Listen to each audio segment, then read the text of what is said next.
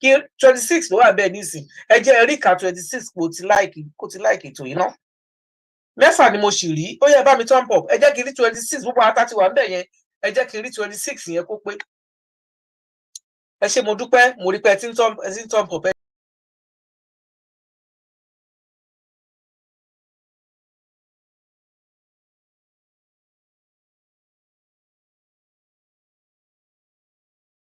ẹ ṣé now ẹni sì máa kọ́kọ́ ní kí wọ́n bá wa dá sí ọ̀rọ̀ tó wà nílẹ̀ yìí lórí ọ̀rọ̀ bọ́dà wa ni lórí ọ̀rọ̀ ìbodè wa òun ni àwọn náà ni bàbá wa 66 bàbá ẹ bá mi gbóhùn sókè lórí ọ̀rọ̀ bọ́dà wa kí ló ń ṣẹlẹ̀ gan-an ní ọ̀rọ̀ bọ́dà wa nítorí pé mo mọ̀ wípé nǹkan tí ẹ mọ̀ dáadáa ni ṣó ti yé nǹkan tó dá yín lójú gidi gan ni nǹkan tẹ́ ẹ mọ̀ ni nǹkan tó ń ṣẹlẹ̀ gan pàtó ẹ jọ̀ọ́ ẹ má fi kún ẹ má yọ kúrò bó bá ṣe jẹ́ gẹ́lẹ́ oníkẹ́ làhàn ọmọ Yorùbá àti àwọn olóyè tó wà níbí báyìí mo fún yín ní ìṣẹ́jú 10 kí ẹ fi ṣàlàyé nǹkan tó ṣẹlẹ̀ sáwọn bọ́dà wa ṣe.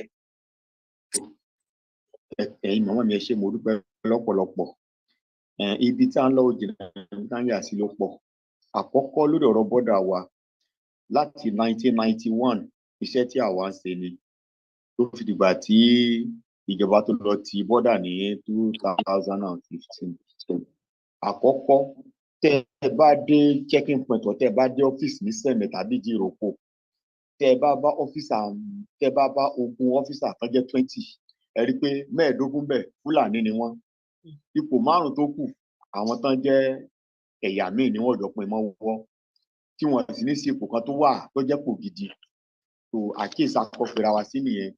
ẹ̀ẹ̀kejì nípa export kákọ̀wé lórí export náà ẹrù tá à ń kó jáde láti Nàìjíríà lọ sí orílẹ̀-èdè míì ní èbúté èrò ní trade fair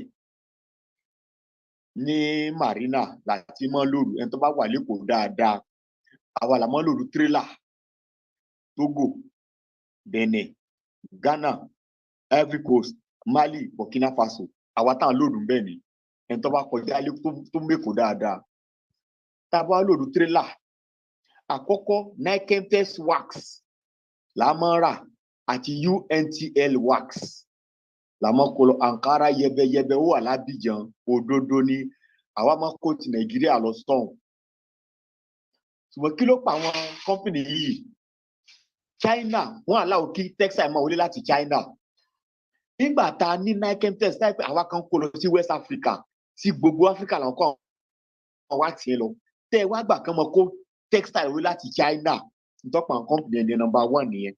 Number 2 Nigeria cable is the best cable in the world ní wáyà tá à ń lò àwa ń kó lọ sí West Africa tá à ń mọ kó jáde ẹ tún wá gbà wọn tún wá kó wáyà wá láti China tó jẹ́ Sunrise. Ọ̀rọ̀ tí mo ń ṣe mo fẹ́ kẹ́ ṣe findings torí ẹ̀ dáadáa nítọ́pa Nigeria cable nìbàdàn nìyẹn.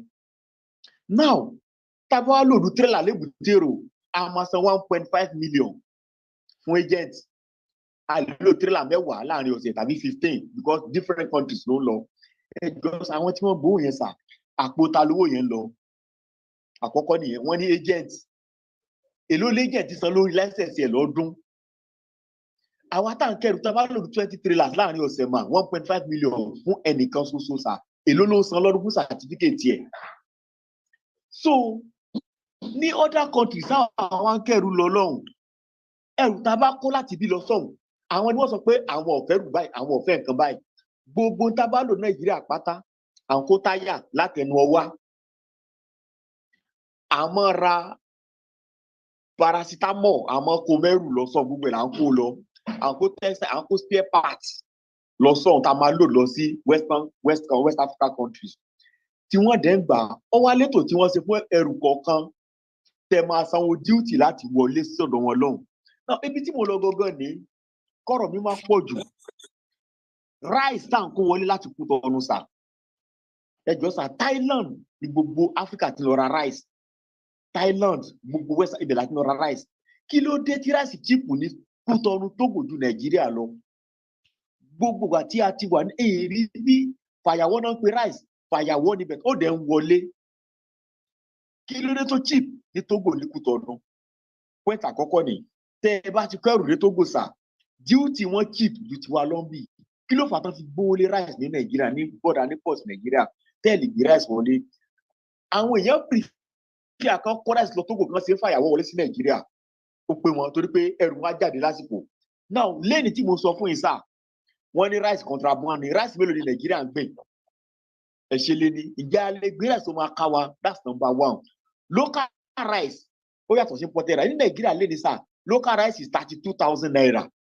tí imported rice jẹ́ 30,000 naira àkọ́kọ́ nù èkejì láti border dé Sango 6,000 wọ́n gbé báàgì rice kan wọ́n dẹ̀ ní contraband ni tó dẹ̀ ń wọlé lójoojúmọ́ ọ̀rọ̀ tí mo ń sọ yìí mo fẹ́ kẹ́ lọ sí Sango lọ́jà Sango kẹ́ confam láti Sango wá sẹ́kọ̀ọ́ is 2,000 which make 8,000 naira per bag ẹjọ́ sà àwọn oníyàn gbowó yẹn sà ẹ̀dẹ̀ ní contraband ni ẹjọ́ oúnjẹ téèyàn ò ní tẹ́ ẹ̀ lè sọ di contraband tẹ́ ẹ̀ lè pè èyí tí ò lè wọlé sí Nàìjíríà ní ta bá ní like textile cable àtàwọn nǹkan kọ̀ọ̀kan tá à ń ṣe bẹ̀ ráìsì kì í ṣe contraband ẹ pé contraband àwọn custom gba 8,000 lórí báàgì láti wọlé sà èló náà ta ráìsì gangan ní Kútọ́nù mà wọ́n fi gba 8,000 wọlé mo fẹ́ kẹ́ ẹ ṣèwádìí lórí ọ̀rọ̀ tí mo sọ yìí o wọ́n ní wọ́n pé babarọ́ ni o so fún ìdí èyí wọ́n ti wá dá 17 checking points sílẹ̀ láti Ìdíròkò dé Sango 17 checking points kankan máa gba 1 million lórí ẹrù tẹ́ bá lòdì sà ẹ jọ tí èèyàn bá gbé tírélà dé bọ́dà tó san 10 million fún ìjọba ẹ mọ́ bínú ṣé ìjọba ò ní jèrè 1 million ẹ ṣàjẹ́ èló ta ló ń gba owó yẹn àpò ta ló ń lọ so ìyẹn ń bẹ̀ yẹn 8,000 per bag ṣé tí ẹ bá gbé ráìsì wá sí bọ́dà tán ní òkè yín tẹ́ ẹ lọ rajà ẹ wá mọ̀ ṣe díùtù yín ní 2,000 per bag ẹ mọ̀ sanwó sápò ìjọba ṣé ìjọba ò ní rówó ẹ wá lẹ fẹ́ nìkan ní láńsẹ̀nsì ìgbà tí wọ́n ti bọ́dà 2019 tí wọ́n ti bọ́dà Dangote ń kó ráìsì wọlé ẹrù Dangote ń wọlé ó ń kó tòmẹ́tò wọlé ó ń kó nǹkan wọlé bẹ́ẹ̀ àwọn yòókù wọn jẹ́ ká kẹ́rù wọlé kí ló dé tó ṣe rí bẹ́ẹ̀ we are not organized Dangote ní license ó lọ kó tírélà mẹ́wàá wọlé which is 30 tons that is ṣírò by 10 now èèyàn 2,000 fẹ́ lọ rajà wọ́n fẹ́ ra 10 bags or 20 bags wọ́n fẹ́ kó wọlé ẹnì kan san 2,000 èló ni Dangote san fún ìjọba èló làwọn yẹn máa san fún ìjọba lójoojúmọ́ millions of bags of rice is coming to Nigeria every blessed day but ìgbòlówó yẹn ń wọ̀ lọ sàmọ́ ẹjọ́ jẹ́ ká wá tó kò jẹ́ bí ó ṣe jẹ́ kọ́rọ̀ mi máa lọ pọ̀ jù ṣe é ráwọn iléeṣẹ́ tí wọ́n ṣe kan ní Nàìjíríà like Niketex ti ṣubú UNTL ó ti ṣubú Nigeria cable wire nìbàdàn ẹ lọ bèrè dáadáa wọ́n ti ṣubú torí pé China ti kó cable wọlé wọ́n dẹ̀ ṣe duty ní Nigerian port wọ́n gbàgbé pé Nigeria cable ó employ àwọn èèyàn Niketex ó employ àwọn èèyàn UNTL ó employ àwọn èèyàn so in the 90s let's say 91 to 95 a lè ra ọjà more than 50 million sínú trailer tó jẹ́ wax ẹ̀jọ̀ à ń kó lọ à ń kó jáde that is export ta ló ń gbowó yẹn a sì wá títí wọn lẹ́jẹ̀ntì ló ń gbowó sá ọ̀dà èló ló bọ́ sápò ìjọba àárín kankan o settlement náà fi ń ṣe ọ̀nà lọ tó ẹjọ́ pẹ̀lú ògo Ọlọ́run tá a bá dórílẹ̀-èdè wa ọ̀ tó bá lè látúnṣe lásìkò yìí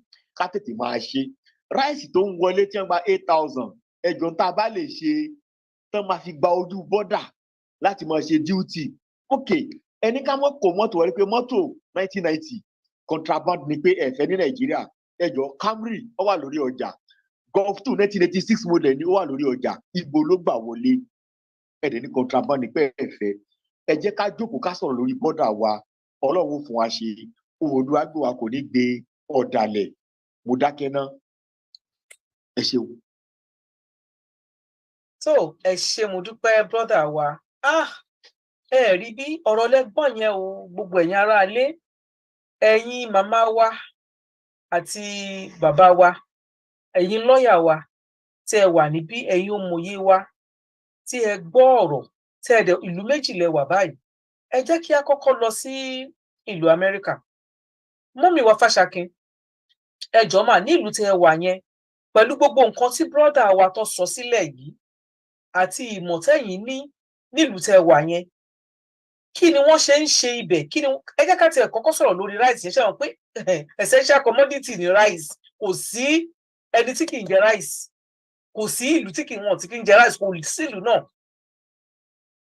Kí ni wọ́n ṣe ń ṣe ọ̀rọ̀ bọ́dà àwọn lọ́hùn àti pé báwo ni rice ṣe wọ́n tó ní ìlú Amẹ́ríkà? Ẹ bá mi gbóhùn sókè mà. Ẹ tí hàn mí ìtara yín mà. Okay, mo rí.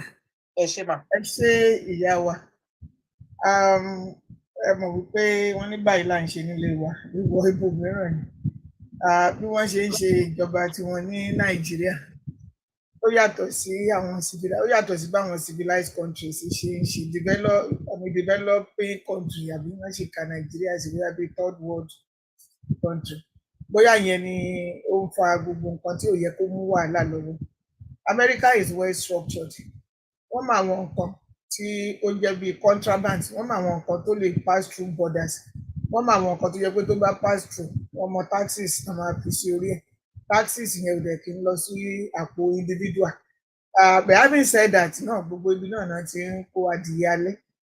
Kò síbi tí àwọn èèyàn tó wà fraudulent tí ò sí. Kò síbi tó jẹ́ pé àwọn kan ò ní fẹ́ jẹ ju àwọn tó kù náà lọ.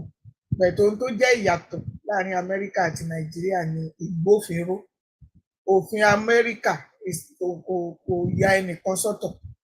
Bó bá jẹ́ olórí orílẹ̀-èdè ló rúfin, á fojú ba ẹjọ́. Bó dẹ̀ jẹ́ ọlọ́mọlanke ló bá rúfin, bó ti jẹ́ pé àlọ́mọlanke ní mo kàn fi ṣe example what you can consider to be the lowest of the community.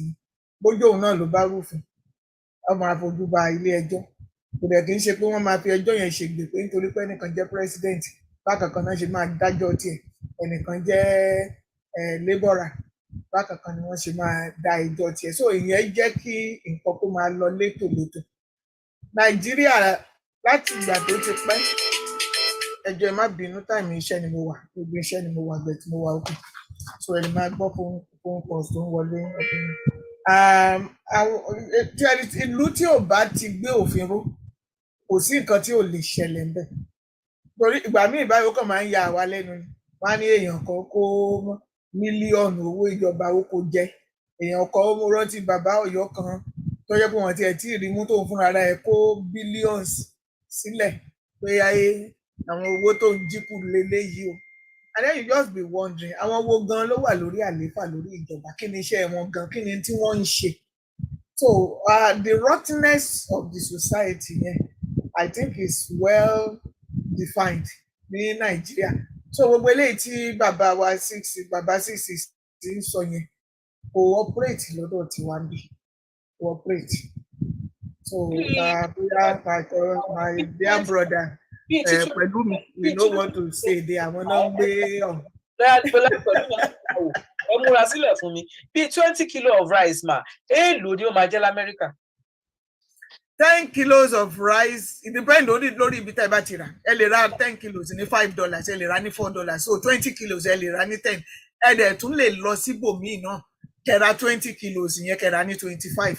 Ṣé ẹ mọ̀ wípé capitalist country? Oríṣiríṣi bẹ́ẹ̀. So and tó bó bá ṣe wù yín ni ẹ ṣe lè ta ọjà yín. The percentage of whatever you sell has to go to the government, and it has to strictly go to the government, because ọjọ́kọ́jọ́ tán bá ra ẹ mú, wọ́n máa béèrè ìgbà wo ló ti bẹ̀rẹ̀ business, wọ́n á bẹ̀rẹ̀ calculate gbèsè ẹ sí táìmù yẹn pé àsìkò táwọn rí ẹ mú rèé. So definitely o ti ń rú òfin yẹn bọ̀. So tí ó dẹ̀ sí wípé èmi ni mo mọ president àná rí, President Clinton àbúrò ẹ̀ ni mí. President Clinton gan tó bá mọ̀ ẹ́ á gbójú ẹ̀ pamọ́ ni pé kó má dárúkọ òun o, torí tó bá dá sí òun gan tún máa dáràn. Understand? Bó ṣe máa bí. Ẹ máa wà, mo sì ń bọ̀ lọ́dọ̀ yín padà ná. Lọ́yà pẹ̀lú mi, lọ́yà mi tó mòye ọ̀rọ̀ lẹ ti gbọ́ yẹn.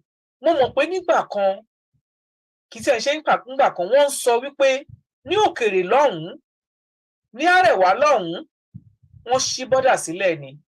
Mo gbọ́ wípé rice tó bá gbà lọ́dọ̀ wa níbí báyìí, tó bá gbà lọ́dọ̀ wa ní south, ọ̀dọ̀ wọn lọ́hùn ló ń kó lọ.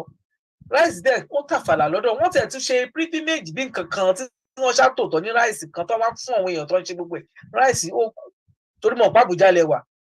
Ẹjọ́ èèlò ni bag of rice lọ́dọ̀ yín báyìí nísìn ní Àbújá? Kọ́kọ́ dá mi lóhùn question yẹn ná. Omit ara yín o. ẹ lè má mọ iye tó ń tà torí ẹ̀ kí n lọ sọ́jà ẹ ní mọ̀ ná kò ń ṣèpè. ẹ ṣé mo dúpẹ́ ó tẹ̀ tọ́jọ́ mẹ́ta. I'm glad to be here, ma. ẹ ṣe. Honestly, tẹ́ bá sọ̀rọ̀ nípa oye tó ń ta rice mi mọ́ torí mi ra báàgì mi ra rice mi. Ok, bọ́dà ẹ ṣé lóòótọ́ ni wọ́n ṣí bọ́dà sílẹ̀ lọ́wọ́n ilẹ̀ north yẹn tó yẹ pé nǹkan ń wọlé lọ́tún lósì fún wọn ni. ṣé rí ọ̀rọ̀ tí ọ̀gá wa sọ 66 àti ọ̀rọ̀ tí mọ́mí sọ láti state, these are very, very vital issues. But nǹkan tá a gbọ́dọ̀ recognize as a major problem ní Nigeria ni wípé over a very long period of time, Nigeria develop àwọn èèyàn, Nigeria grow àwọn èèyàn, ṣùgbọ́n Nigeria will grow institutions. And because of that reason, gbogbo system wa ó dàbẹ̀ ní pé ó corrupt. Now, tẹ́ bá rí gbogbo àlàyé tí wọ́n ṣe nípa ọ̀rọ̀ custom, ọ̀rọ̀ àwọn tó ń gbowó lójú ọ̀nà àti ọ̀rọ̀ àwọn borders ẹ̀. Nígbà tí Buhari wà níjọba, bó ṣe wọ́n declare wọ́n close gbogbo borders, I mean for security reasons. But despite that, àwọn tí wọ́n mọ wé ara wọn because wọ́n feel wípé kò sí wọ́n ju I mean ìjọba lọ, wọ́n have wé ara wọn in the northern axis. But in the southern axis, wọ́n find it difficult, but ẹ jẹ́ pé àwọn kan confirm pé despite the closure, pé àwọn tó ń smuggle nǹkan wọ́n smuggle ẹ̀. So the thing is that Nigeria as a society lè grow, Nigeria ò lè develop with the kind of leadership and the kind of institutions we have on ground. Until our institutions ever grow to a level where the institutions can checkmate. I mean, think about it. Only there's President Tinubu. Ola, there will be another person. Money discussion lónìí pẹ̀lú àwọn kan nígbà tó sọ wípé Tinubu máa yọ EFCC chairman Magu. Ó dẹ̀ yọ, ó suspended. But the truth is, the problem is not essentially about individuals.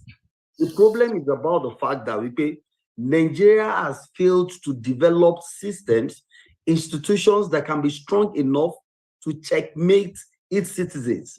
And because of that reason, anywhere tí èèyàn bá ti wà, ni àwọn èèyàn ní tendency láti abuse opportunities, láti abuse òfin, láti take advantage òfin fún their own selfish benefit. And tí a bá ti wá encourage, sadly also, a tún wà ní society tó jẹ́ wípé à ń ṣe òṣèlú at the detriment of the people, at the detriment of the institutions. Benisi kan sọ pé president sọ wípé kan ti border níbì kan, kan ṣí border kalẹ̀ níbòmíì fún àwọn kan torí pé àwọn yẹn jẹ́ ethnic brothers there. I mean, these are very, very serious issues. Ẹ mọ̀ pé as a lawyer, mi lè máa make claims sí facts tí mi lè verify. Mo gbọ́ náà mo wí pé ní northern axis wípé I mean, I know Nigeria is bordered with about 4 countries, and so mo dẹ̀ mọ̀ wípé àwọn tó jẹ́ pé Chad, Cameroon, they are towards the north, while Benin, Cameroon, they are I mean Benin and the other they are towards the south. So the truth is, it was clearly said, wípé okay, àwọn èèyàn tó wà ní Chad wọ́n gbé nǹkan wọlé, wọ́n smuggle things wọlé ní north, but ní àwọn tó ń gba Benin, it was extremely difficult during the reign of President Buhari. So that's the kind of experience tá a ní. But èmi kan tí mo rò ní pé ṣẹ́rí tí Nigeria tàbí ilẹ̀ Yorùbá, more importantly, tá bá máa ní society tó bá máa wà decent, a gbọ́dọ̀ make sure wípé a ní structure tó máa put in system in place tó máa benefit àwọn èèyàn, tó dẹ̀ máa grow, tó máa ju gbogbo ènìyàn lọ. Nígbà tí mọ́mí wa tó ń sọ̀rọ̀ láti state tó ń sọ̀rọ̀ lẹ́ẹ̀kan, wọ́n sọ wípé tẹ́nibọ̀dì bá rú òfin àbí tó bá tàpá sí òfin, ẹnikẹ́ni tó bá jẹ́, ẹ wo nǹkan tó ṣẹlẹ̀ sí ìkànnà àwọn olóṣèlú ńlá láti Nàìjíríà ní UK lórí ọ̀rọ̀ organ tó bá jẹ́ ní Nàìjíríà ni, I mean, it's going to go scot-free. There's no doubt about that. But the fact that wípé òfin mú mọ́lẹ̀ torí pé ó ṣẹlẹ̀ ní ìlú tí kò fi òfin ṣeré ni, and the culture here in Nigeria is quite different. So mo kàn wò wípé tá bá máa address gbogbo àwọn kíní yìí, and láti make sure wípé ká develop system àti institutions tó lè wà strong enough. But the truth is, if you look at the current political structure in Nigeria. The socio-political structure cannot even allow for institutions that are vibrant, for institutions that is good enough to allow the society to grow. And that is why I told you, I won't come out consistently, my demand, on restructure Nigeria. I mean, constitutionally, economically, and in all ways, so that each of the regions, banning economic independence, they'll be able to give direction on how they want their society to look like. Ẹ ṣé gan lọ́yà pẹ̀lú mi. Àti tí mo bí àti tẹ́ lérò pé kẹ́ ẹ dáhùn, òun náà lè dáhùn papọ̀. Eléyìí tẹ́ kàn dáhùn ni mo ní èlò ní ráìsì, ẹni kì í ṣe bẹ́ẹ̀. Ní UK mọye tó jẹ́, mo ti mọ̀ pé ẹ̀ ní mọye tó jẹ́ láéláé. Kì í ṣe pé bóyá nítorí pé bẹ́ẹ̀ ṣe jọ́kùnrin, àwọn ọkùnrin wọ ọkàn tí ẹ̀ kàn kíá ni. Tí bá bèèrè lọ́wọ́ ọkọ mi nísìnyí pé èlò ní 10 kilo of rice, ó máa sọ fún mi ni. There is no doubt about it. But àwọn ọkùnrin Nàìjíríà wa yìí, kọ́lọ́n kó ṣàánú ni. Tí ẹ fẹ́ mọ̀ ni, ìpéye báyìí ni. Ọlọ́run Ẹlẹ́dàá ṣàánú yín. Wọ́n ní láti mọ̀ for as long as number ti provide owó kí náà tó fẹ́ máa mọ̀ sí. Mọ́mí Fáṣakí, tí wọn ò ní báyàwó wọn, ṣé èmi nísìn ọmọ mi ò sí nílé mọ́? Ṣé èmi nìkan ni mo adé nìkan ṣe shopping nígbà tí ìní kú? Tí ìdẹ̀ kì í ṣe housewife nìkan, tèmi náà máa ṣiṣẹ́, àjọ máa lọ ṣe shopping ni. So ibi tó bá ti ń bá mi gbé ráìsì, èmi á máa gbáta, àjọ máa kó sí mọ́tò ni. Ṣùgbọ́n ní Nàìjíríà kò rí bẹ́ẹ̀. Wọ́n á dẹ́n tó máa rán níṣẹ́ yẹn, wọ́n á dẹ́n tó máa, àwa ìkan náà la máa ṣe, mo sọ fún yín, àbí mi ò kúkú parọ́, àwa la máa ṣe driver. Ẹ ti wà bí iṣẹ́ nìsí, ta ló máa wà yín lọ́lé mà? Lọ́yà pẹ̀lú mi, ó ní driver, ó ní kúkú, ó ní géètì, ó ní gate man, ó ní gbogbo ẹ̀ ló ní. Tẹ́ bá bínú mà, tí bá fẹ́ chip in nǹkan kékeré, Terry, nǹkan tẹ́ ń sọ òótọ́ ni. Bẹ́ẹ̀ni. Nigeria is yet to regulate the use of labor. That's right. Nigeria is yet to place premium value on labor. And in view of that, labor is extremely cheap in Nigeria. That's and right. So, nígbà tí bá rí èèyàn tó jẹ́ kó máa drive yín fódì ní oṣù kan, tẹ́ máa fún ní 30,000 or 40,000. Èèyàn tó clean nínú ilé fóṣù kan, tẹ́ máa fún 20,000. I mean, a tún dúpẹ́, ó níṣẹ́ lọ́wọ́, mi ò blame yín. I'm not blaming you. So the truth is actually employing and helping people as well. At the end of the day, yeah, you're salvaging, you're assisting some people out of penury. But the truth is, this is not a sustainable or realistic system. Thank you. A system that is impoverishing some people, and that is why the rich person will be becoming richer and the poor poorer. Until Tabale form, I mean, close to equilibrium, a society where people can earn decent living. In Nigeria alone, area of any filling station in Lepo, could see insurance, could see anything, and then about 20,000, 30,000 low shoe. In Nigeria. But I mean, these people are doing it because they've got no. So, and Tori, so any lot to recognize cultural cultural difference, labor differences, and all of that. So I want to struggle. Ẹ má ẹ̀ka kúrò ní nǹkan tá à ń sọ. Ó yé mi, gbogbo nǹkan tẹ́ ń sọ yẹn, mo ń sọ ní bí àwa ṣe wà ń bí. Mo ní mi ò expect kẹ́ ẹ mọ̀. Nǹkan kan náà lájọ ń sọ. Ṣó ti yé yín pé because there's people doing it for you. Àwa là ń ṣe fúnra wa, so we know. Nǹkan tí mò ń try láti sọ nìyẹn. Okay, ó lẹ sọ nípa ọ̀rọ̀ salary yẹn. Ṣé wọ́n lè live lórí iye yẹn? Wọn ò lè live lórí ẹ̀ bọ̀. Wọ́n ní tọ́rọ́ tó yá ó sàn ju kú sísì tó pẹ́ lọ. Tó bá wà nílé wọn 30,000 tó ń gbà 20,000 tó ń gbà yẹn, wọn ò ní ìgbà. Òun lẹ́sọ̀ tọ́rọ̀ náà lẹ́dẹ̀ sọ, mo ṣe sọ lórí program tí bàbá ṣe last. Bàbá kọ́mi tó wà níbí báyìí.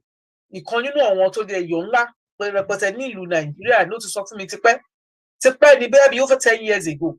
Ó ní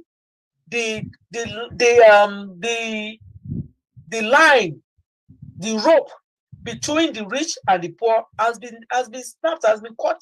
So the richer will be richer, the poor will never go up. And they be poor. Only so, kò sí ní wọn limit because the rope has been cut. Òótọ́ dẹ̀ ni. Òótọ́ ni. Kò dẹ̀ jẹ́ kó rí bẹ́ẹ̀. Kò jẹ́ kó rí bẹ́ẹ̀. Ìlú yìí, ìlú tó sàn fún wàrà àti oyin ni. Àwọn olóṣèlú kan, wọ́n wá kó owó yẹn, wọ́n á máa fi ṣe nǹkan tó wù wọ́n, àwọn aráàlú á máa jẹ ìyà. Kò jẹ́ kó rí bẹ́ẹ̀. Tọ́wọn ọmọ bá jáde school kò síṣẹ́ kò sówó, àwọn tó ríṣẹ́ òrò wọn ò rí nǹkan kan gbà. Mo ń gbọ́ nísìnyí tí wọ́n sọ nípa Emefiele ìyá wa, ẹni tó wà ní Nàìjíríà la máa tún ti eléyìí sí lọ́dọ̀, tí wọ́n sọ iye tí wọ́n bá nínú ilé ẹ̀. Lọ́yà pẹ̀lú mi, ẹ bá mi sọ fọ́mọ Yorùbá tẹ́ bá ti gbọ́ news yẹn. Ẹ jọ kí lọ́ọ̀yà pẹ̀lú mi tó come up, mo fẹ́ sọ̀rọ̀ nípa bọ́dà. Okay ma, ẹ ṣé. Wọ́n sọ pé wọ́n ti àwọn bọ́dà kan, wọ́n ṣí àwọn bọ́dà kan. It depends on what we are looking at as borders. Okay. Àwọn rò pé traditional borders tó jẹ́ pé àwọn military ni ó ń ṣọ́ òní ilé tí à ń sọ yìí. And I know I've had an occasion of interviewing Femi Adesina. Mo dẹ̀ bi léèrè nípa báwo ni àwọn oní AK-47 tí ẹ̀ ń sọ tí Buhari sọ wípé kì í ṣe àwọn Nigerians. Kí ni wọ́n ṣe ń wọ Nàìjíríà? Ṣé àní border patrol ni? Ó ní north, ó ní the land is very expansive. Ó ló difficult láti kọ́ border síbẹ̀. Ó ní kò sí border ní northern part, which is the traditional border táwọn ọlọ́pàá, àwọn custom, àwọn oríṣiríṣi wọn yẹn tí wọ́n ń ṣọ́. So in that way pé kò sí, mo wá bí léèrè pé òkè ìgbà tẹ́ ẹ bá sọ pé ẹ ti border ibo lẹ́ǹtì, which means wípé the only way border tí wọ́n ń tì náà làwọn border tó àjọnu àwọn south west, because south east gan àwọn yẹn protect border tiwọn, wọn depend lórí government tó jẹ́ pé téèyàn bá wọ uniform níbẹ̀ gan ó ti ya kan pọ̀ sí ẹ̀kọ́ tó lọ ló wá jẹ́ pé uniform ìjọba ló wọ̀ láti lọ síbẹ̀ kó sọ pé òun fẹ́ enforce wọ́n gbé ráìsì wọlé àbí wọ́n gbẹ́ja wọlé. And I think border security should be more than ẹni tó gbẹ́ja, ẹni tó gbé òróró. It should have to do with something more serious like that. Nígbà tí kò kì í ṣe pé bóyá wọ́n gbé cocaine wọlé àbí wọ́n gbé kinní kan wọlé, you know. So it's like pé Nàìjíríà kàn mú gbogbo nǹkan tí wọ́n turn ẹ̀ upside down. Drugs ń wọlé, that's not their issue. That's not what they're focusing on. Guns ń wọlé, they're not focusing on that. You know, threats of people who don't have our own papers in Nigeria to come in and live in Nigeria, because everybody will protect the territory. Before you can cross from one border to the other, you must have the permission of the country ibi tó ń lọ yẹn, which means pé òun láti ní paper láti wọbẹ̀, which means they have checked you out and they have seen that you are not an undesirable element. That's right. You are somebody who maybe you are coming into the country to impact the country positively. Bóyá o fẹ́ wá ṣiṣẹ́, àbó o fẹ́ wá tajà, àbó o fẹ́ wá lo holiday tó dẹ̀ mọ̀ pé àwọn máa rówó gbàṣẹ mọ́ tó bá wá lọ holiday máa rajà, ó máa ṣe gbogbo, ó máa dé hotel, ó máa ra souvenirs, which will also boost the economy. So wọ́n á ti wo gbogbo wọn yẹn kó tó di pé wọ́n jẹ́ kó wọlé. But in a country like Nigeria, where everything is up for grabs, and it depends on who you know and who you can bribe and how much you can bribe them for, that's why we have the situation that we have. And I don't see it changing, even with the present government. And why did I say that? If they are recycling the same old something. Now we have a chief of staff who is Gbajabi Amila. Tó ti bà gbogbo kíní jẹ́ ní Senate lọ́hùn, tó ti ṣe gbogbo ẹ̀ tí ò sí rule, tí ò sí kankan. Ẹ wá dúró owó tí wọ́n allocate síra wọn over àwọn èèyàn tí wọ́n yọ ẹ̀kan rúdù. The president should have looked for somebody from somewhere tí ò tí corrupt, tí ò tí mọ́ lára. That's the way they can move the country forward. You cannot put the old wine in a new bottle and think that it will not break. And that has been the problem over and over and over. You know, everybody, ẹni tí wọ́n ti bá wọn ṣiṣẹ́ rí, ẹni tán mọ̀ rí, àbúrò ìyàwó wọn, ẹ̀gbọ́n ọkọ wọn. You cannot run a country like that and expect it to progress. It won't. And well, let me just leave it at that. Ẹ ṣé mo dúpẹ́ gan-an mọ́mì wa. Ẹ ṣé. Ọlọ́run ibi tẹ́ ti ń mú ọgbọ́n àti òye yẹn, Ọlọ́run ò ní pa làákàyè yín. Ẹ ṣé mo dúpẹ́ mà. Lọ́yà pẹ̀lú mi, question tí mo béèrè lọ́wọ́ yín ṣe ṣì rántí? Yeah, nípa Emefiele. Bẹ́ẹ̀ni, ẹ dá mi lóhùn ká tó lọ sí ibòmí nítorí ẹ̀wọ̀n béèrè lórí ìkànnì wa. Ṣé tòótọ́ ni wọ́n bá owó rẹpẹtẹ tó ṣe ìlú bíi mẹ́wàá nínú ọ̀dọ̀ ẹ̀ lẹ́nu tó sọ wípé kó bá fi owó pamọ́ tó yẹ pé ṣe ló fi sápò ara ẹ̀ ṣóòótọ́ ni àbí rúmọ̀ ni. Ọ̀pọ̀lọpọ̀ story ló ti jáde nípa wípé wọ́n bá ọ̀pọ̀lọpọ̀ owó nílé Governor Emefiele, and it's really disturbing. But mo pé mi ìfojú rí yẹ, so àwọn náà kà á ní news àgbọ̀ as rumour ni. But the truth is, nǹkan tí mo mọ̀ ni wípé Emefiele led the Nigerian CBN as if though the CBN is a local government council, as if though the CBN is a political organization, the CBN that should ordinarily be, the head of the economy and the financial business hub of the country. Emefiele mismanaged, or they run it traditionally. There are issues and evidences of him giving money to people, allocating money the way he likes, and all of that. Oh, the painful thing nípa ọ̀rọ̀ Nigeria àti ọ̀rọ̀ Emefiele, ṣé mo wípé as lawyer, there are some categorical statements we can't make, especially when those facts are yet to be established, and especially when investigation is ongoing. But tá bá wo gbogbo nǹkan tó ṣẹlẹ̀ àti àwọn nǹkan tá ti gbọ́ nípa ọ̀rọ̀ Emefiele àti èyí tí a rí, a kò wò pé gẹ́gẹ́ bí ọ̀rọ̀ tá ti ń sọ, tí Nàìjíríà bá fẹ́ dá, a ní láti gbogbo nǹkan kọ́ ní òṣèlú, a ní láti máa engage àwọn responsible people with clean record láti lead vital positions ní ẹmọ wọ́n sọ̀rọ̀ chief of staff ń sìn, the president bá jẹ́ olóṣèlú, the chief of staff should be a professional person, should be someone who is a technocrat, should be someone who has his record very clean, who has not gotten his name soiled in politics, and I should be someone who will not just come in to start playing politics with the developmental programs of the country. But Mr. President, in his wisdom, appointed Mr. Femi Gbajabiamila, and that's the kind of country we are today. It's a country of settlement. I mean, it's not a country that is concerned about true and genuine development. So for Emefiele wà ní custody DSS, led by MBB, our lawyer is in law lójoojúmọ́, and I spoke to someone very important in DSS today, as regards to Emefiele, and there is possibility that Emefiele will be charged to court very soon. Wọ́n máa gbé lọ sílé ẹjọ́ láìpẹ́, and àwọn information tó ní nípa Emefiele tó máa gbé dé iwájú ilé ẹjọ́, it will be very devastating. My concern is this. My concern is that kó má fi ọ̀rọ̀ Emefiele ṣe òṣèlú, torí wípé Emefiele náà ń ṣèyàn kékeré Nàìjíríà. He controls large resources. Àwọn èyí tó rí kọ́ là ń sọ, àwọn èyí tó lè rí. Ó dẹ̀ ní àwọn boys in banking industry, in the business sector. He has sponsored a lot of politicians. Nígbà election, nígbà kan Emefiele tó head CBN, ó sọ pé ó fẹ́ ṣe president Nigeria, tó ń ra mọ́tò kiri, pín owó kiri, and all of that. I mean, someone like that, ó ní àwọn lobbyists tó lè engage pẹ̀lú gbogbo àwọn characters tó wà in government. At the end of the day, ikú wọn no more. There's no morality, there's no decency in governance. So I just hope and pray wípé ọ̀rọ̀ Emefiele wọn kàn ní jù sábẹ́ bed at the end of the day. Ṣé rí bẹ́ ṣe ń sọ yẹn, I don't know, mo ṣe ń feel wípé but why? Kí ló dé? Ẹjọ́ ìyá wa. Ẹ fún mi ní 1 minute ma. Ẹ fún mi ní 1 minute ma. Mo fẹ́ kẹ́ sọ̀rọ̀ lórí ọ̀rọ̀ yẹn náà. Torí pé tó bá ṣẹlẹ̀ ní ìlú ibi tẹ́ wà yẹn, kí lẹ lérò pé máa ṣẹlẹ̀. Ẹ jẹ́ mo kàn fẹ́ fún mi 1 minute kí n sáré sọ̀rọ̀ wípé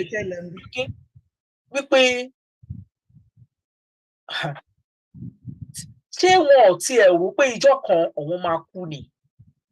Nígbà téèyàn kó adúrú owó bó ṣe sọ yẹn, any stories yes, but àwọn tí story bá jẹ́ bí 5 ẹyọkan ájú òótọ́ nínú ẹ̀, gbogbo 5 tí a ti rí wọ́n jọra wọn gidi gan. Ṣó ti yé òun náà lẹ́yìn náà sọ yìí. Ọlọ́run ẹlẹ́dàá ṣàánú. Our eyes are on you. We are watching you. Ẹni tẹ́ ń ṣèjọba yẹn. And we are on your case. àwọn Yorùbá World Media a wà lórí kéèsì yín, ẹ gbọ́dọ̀ fi ẹjọ́ ṣègbè. Bó bá ṣe jẹ́ ní kẹ́ ẹ ṣe, bó bá ṣe rí ní kẹ́ ẹ ṣe ṣe, ẹ gbọ́dọ̀ fi ẹjọ́ ṣègbè. We on your case. Màmá wa Fáṣàkí yẹn bá mi sọ̀rọ̀ lórí ẹ̀. Tí nǹkan bá rí báyìí nílùú bí tẹ́ ẹ wà yẹn, ẹ ti ẹ wo nǹkan tó ṣẹlẹ̀ sí President Trump tí ò bá ní ṣẹ̀wọ̀n á kù díẹ̀. Àwọn èèyàn mo gbọ́ nǹkan tí wọ́n sọ lánàá, wípé tó sọ lánàá nípa ẹ̀ ní àná, mo dẹ̀ pé yes, bó ṣe jẹ́ kó rí leléyìí, that is a country, that's what we call a country. Ó yá a mọ̀ pé àlè f'Amẹ́ríkà wé ṣùgbọ́n di kọ́lé ẹ̀ka ti bẹ̀rẹ̀. Màmá mi ẹ bá ń gbóhùn sókè. Sherry, kò likely kí irú nǹkan tẹ́ ń sọ yẹn, kò likely, and I'm saying it on authority. Irú nǹkan tẹ́ ń sọ yẹn kò likely kò wá ní ọ̀dọ̀ tí wọ́n. Ẹ wo congressman tí wọ́n bá 4,000 nínú fíríjì ẹ̀. Péré. Ṣé mọ̀? 4,000 péré náà bá nínú fíríjì ẹ̀. Mi ò mọ̀ bóyá ó ti parí ẹ̀wọ̀n ẹ̀ sìn. Ṣebí Àtíkù tí wọ́n jọ ṣe? Ẹ̀bá Àtíkù ó ti rọ̀nù fún presidency ní ẹ̀ẹ̀mejì. Ẹ lè mọ̀ pé ìyà tó gbà. Then having said, ṣe rí ọ̀rọ̀ Emefiele yẹn kò ṣáàkì mi bí ó ṣe ń ṣáàkì gbogbo èèyàn. Kí ni reason? Ó yẹ mí lẹ́nu. Ṣé Emefiele, ṣé President Buhari ó máa lóun ò mọ̀ pé Emefiele ń jalè ni? Ṣebí òun ni lọ́ọ̀yà Pẹ̀lúmi sọ yẹn pé ó fẹ́ run for presidency, ó ra káà lóríṣiríṣi. Àwọn Buhari said ni ò jẹ́ kó continue pé ẹni bá ti kúrò nínú yìí o, ó win kò win ẹ̀ padà wá bímọ o. Ó fẹ́ kó gbé yọ̀wù pé ibi yìí, ibi tí ẹ ti lè máa mú ìgbà téèyàn ń bu gàrí ni tí ó lè ṣe anybody tó máa bèèyàn léèrè. Ṣé ẹ mọ orú nǹkan yẹn? Olórí oko fúnra rẹ̀ gan ńkọ́. Buhari state ìlú ẹ̀ tó ti wá.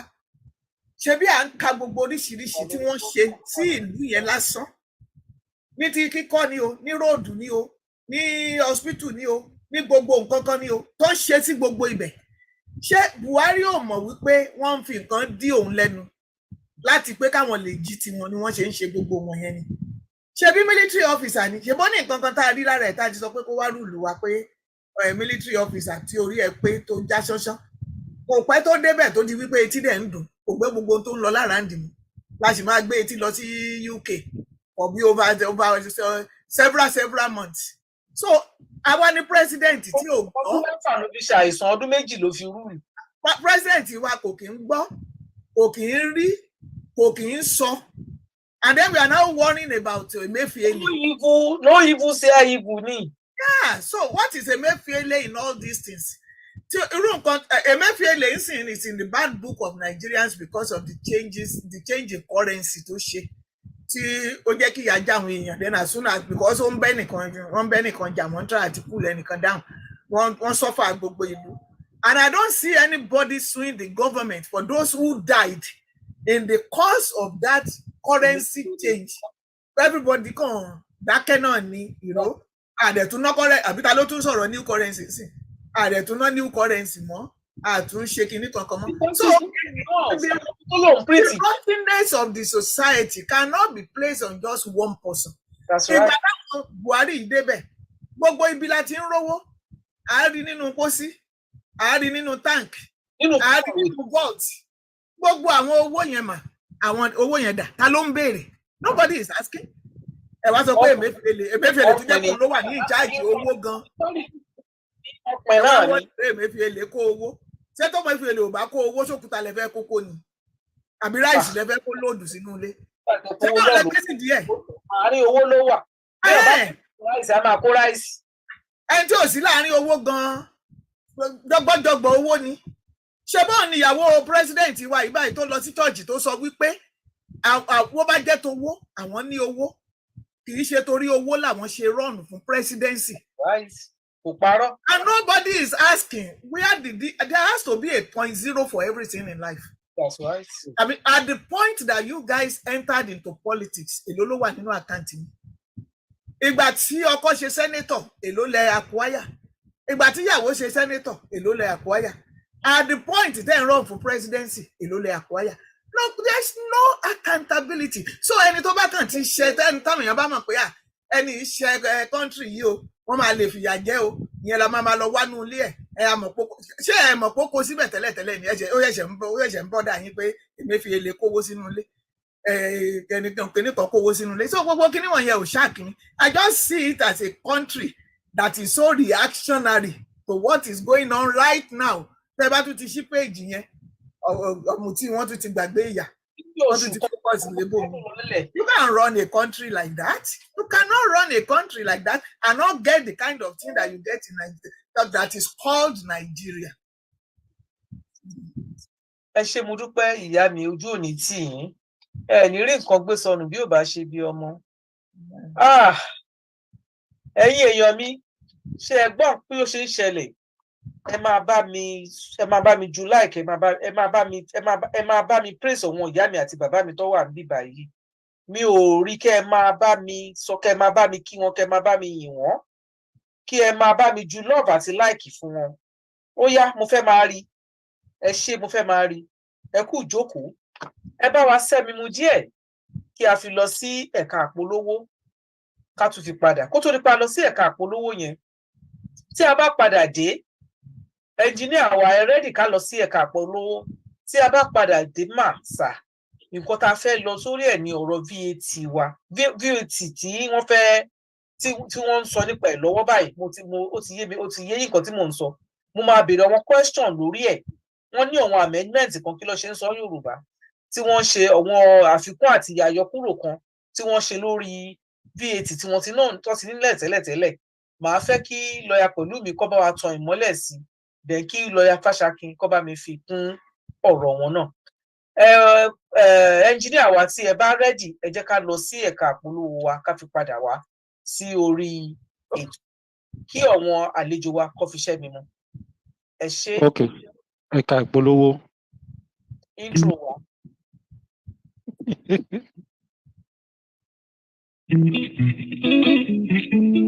Ó ti yá o ká jíjọ máa gbọ́, ó ti yá o ká jíjọ máa gbọ́, Yorùbá World Media Ẹ̀ka ni mo ń ìpolówó sọ. wa.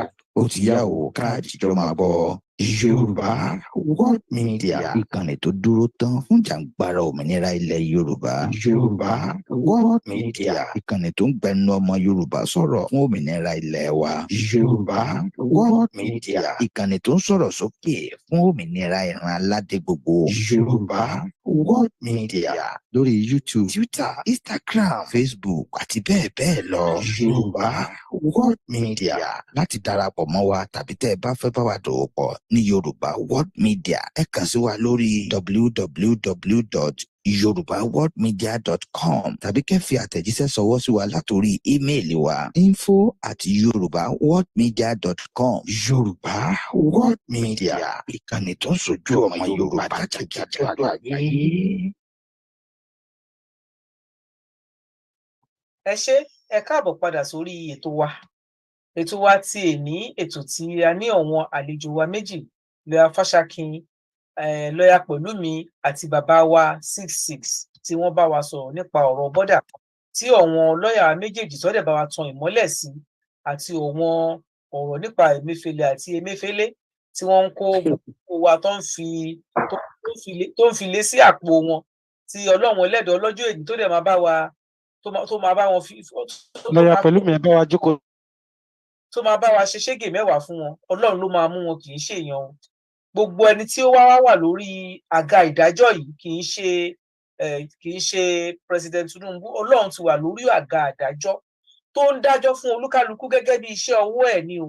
Tá dẹ̀ bá wa dá tán, nítorí pé ìyàtọ̀ fi ṣọmọjọmọ Yorùbá ó pọ̀ rẹpẹtẹ nígbàgbà tí wọ́n ń change owó yìí. Àìmọye ẹ̀mí ló lọ sí o. Àìmọye èèyàn ló di lábọ̀ ara di èní o. Àìmọye nǹkan ló ṣẹlẹ̀, àìmọye ilé dàrú nítorí ọ̀rọ̀ yẹn. Torí bẹ́ẹ̀, Ọlọ́run ti wà lórí àga àdájọ́ tó máa dájọ́ fún wọn gẹ́gẹ́ bí iṣẹ́ ọwọ́ wọn. Ẹ dá dáadáa o, torí tẹ́ ẹ bá dá dáadáa, Ọlọ́run á tún dá o. Àwọn òyìn o, our eyes are on you.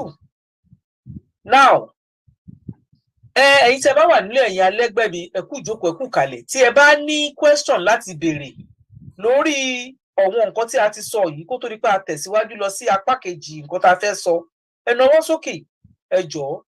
Tí mi bá rí ọwọ́ yín lókè, màá wò í pé gbogbo nǹkan tá a sọ àti gbogbo atótó tèmi ń sọ, tátàtótó tí mò ń sọ yẹn ó ti tẹ́ yín lọ́rùn ni. But ẹ bá ní ìbéèrè láti béèrè lọ́wọ́ àwọn lọ́ọ̀yà wa méjèèjì àbí bàbá mi 66 ni ẹ bá mi nawọ́ sókè àbí tí ẹ ní àfikún tí ẹ fẹ́ fi kún tó ń gbé yín nínú pé wọn ò sọ̀rọ̀ délé àfi ká sọ ẹ bá mi nawọ́ sókè kí ẹ fi kún. Tí àbá wá rọ́wọ́ sókè mo kúkú jẹ́rìí bàbá mi Ògún ríbidó Ògún tó ríbidó sí mo jẹ́rìí yín ẹ máa rí nǹkan kan sọ ni Ọlọ́run ẹlẹ́dàá ọlọ́jọ́ èní á bá mi wà pẹ̀lú yín ọ̀rọ̀ òdẹ̀ ní tán lẹ́nu yín bí tó bá ti ń sọ̀rọ̀ ní bá mi ṣe tatanto tó ń bẹ̀ ó yá ẹ bá ń gbóhùn sókè fún ìṣẹ́jú méjì bẹ́ẹ̀ bá fẹ́ bèrè question àbẹ ní àfikún tẹ́ bá fẹ́ bá wa ṣe ẹ ṣé mo dúpẹ́. ẹ ṣé gan ni ìyá mi Queen Ara ní agbára ṣe Ọlọ́run àrà Ọlọ́run kò ní tán láyé yín ẹ máa dá lọ náà ni bẹ́ẹ̀ tí ń wù wá agbára Ọlọ́run ó tẹ́ ẹ fi wù wá ayé òní fi jẹ́ níyà agbára ṣe Ọlọ́run bó kí gbogbo ilé ẹ kú iṣẹ́ ẹ kú àtàárọ̀ àfikún kékeré kan ni mo ní inú mi dẹ̀ dùn wípé ẹ má bínú pé mi torí bí tí mo wà ní mi lè fojú jáde ẹ dáríjì mi àfikún náà ni wípé mo dúpẹ́ lọ́wọ́ ìyá wa Barrister Fáṣákì àti our darling brother ṣe rí gbogbo ẹni tó bá ń gbọ́ wa pátápátá tó bá ń fi ojú àbùkù wo Emefiele a jẹ́ pé wọ́n mọ àwọn kan tó wà fún Nàìjíríà ṣe rí tí ìjọba kan bá ti dé wọ́n máa wá scapegoat tó máa fi gain popularity kí gbogbo àgbáyé lè rẹ́kọ̀ pẹ̀lú wọn tá a bá wo nígbà tí Ọbásanjọ́ dé ìjọba wọ́n pìkọ̀ ní Abacha wọ́n ṣe báṣabàṣa ó kówó lọ sókè òkun ó ṣègbọ́ ṣẹ̀yìn tá a bá dẹ̀ wo history Nàìjíríà gbogbo àwọn tó ń ṣe ìjọba pápátá during the military era ló jẹ́ pé purpose northerners àti àwọn tó ràn wọn níṣẹ́ láwọn big country náà máa ń serve gbogbo wọn náà máa ń store owó sí gbogbo àgbáyé tó máa kó gbogbo owó Nàìjíríà jáde àti ìgbà tí Nàìjíríà ti wà bó ṣe ń lọ nìyẹn so wọ́n mọ̀ọ́mọ̀ pick on Abacha láti fi ṣe scapegoat so that popularity á lè wà fún ìjọba ìjọba Ọbásanjọ́ tá a bá wọ nǹkan tó happen náà nígbà tí Buhari bọ́ síbẹ̀ ẹni kí wọ́n pick on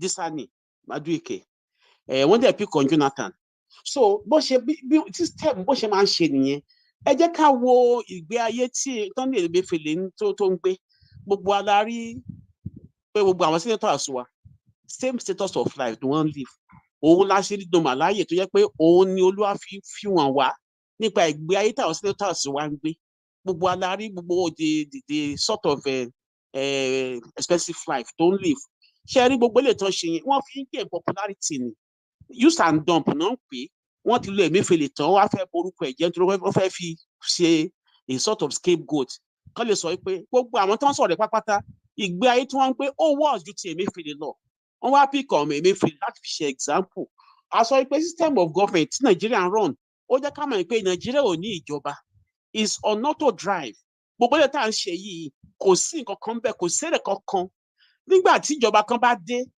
the personality of a new president must indicate in the foreign exchange transaction of the country ládìgbà tí Tinubu ti déjọba ìjà àrí náírà kó lọ kó appreciate rí ẹ má jẹ́ kí waste time yín o ṣùgbọ́n gbogbo apápátá ẹ jẹ́ kí n sọ fún yín Yorùbá nation nìkan ló lè dá ìjọba tí gbogbo àgbáyé máa mọ̀ pé a ní ìjọba ṣe é lè tá à ń kó yìí auto drive fún Nàìjíríà wà wọ́n lù tó Nàìjíríà lójoojúmọ́ ni àwọn ìjọba tá à ń rí lórí irọ́ ni gbogbo ẹ̀ the same circle of criminals still coming around surrounding Buhari surrounding Tinubu pàdé wọ́n fẹ́ gọ́wà Nàìjíríà àwọn ọmọ káàárọ̀ oòjíire adìẹ ń wo pé ó normal ẹ jẹ́ ká máa gbàdúrà o nǹkan tó wà lẹ́yìn ọ̀fàwọ́ ju òjì lọ ṣùgbọ́n náà á jà fún wa ẹ má bínú pé ọ̀rọ̀ mi pọ̀ ẹ ṣé. wàhálà ọ̀rọ̀ yín ò pọ̀ ṣókí lẹ ṣe torí mo ti ń lérò pé máa tún fún yín ní another 1 minute sí kí n tó sọ̀rọ̀ bí mo ṣe fẹ́ gbọ́ lórí kinní yẹn mi ò fẹ́ dá yín dúró bàbá mi Ògún ríbidó mo ti mọ̀ pé mo mọ̀ pé máa sọ̀rọ̀ jù báyìí lọ ẹ rí i pé mo tẹ̀síwájú mi ò dá yín dúró ṣùgbọ́n ẹ ṣe bẹ́ẹ̀ dúró yẹn ṣé mo dúpọ̀ ojú òní tì í. now bàbá Ògún ríbidó ẹ rí i pé ibi tí àwọn tún mọ̀rọ̀ lọ yẹn because òun wà knowledgeable gan tó bá dọ̀rọ̀ oní ọ̀rọ̀ politics Nàìjíríà wọ́n dẹ̀ ti ṣe ní punch bó ṣe wà yẹn wọ́n mọ gbogbo nǹkan tó ń ṣẹlẹ̀ ni.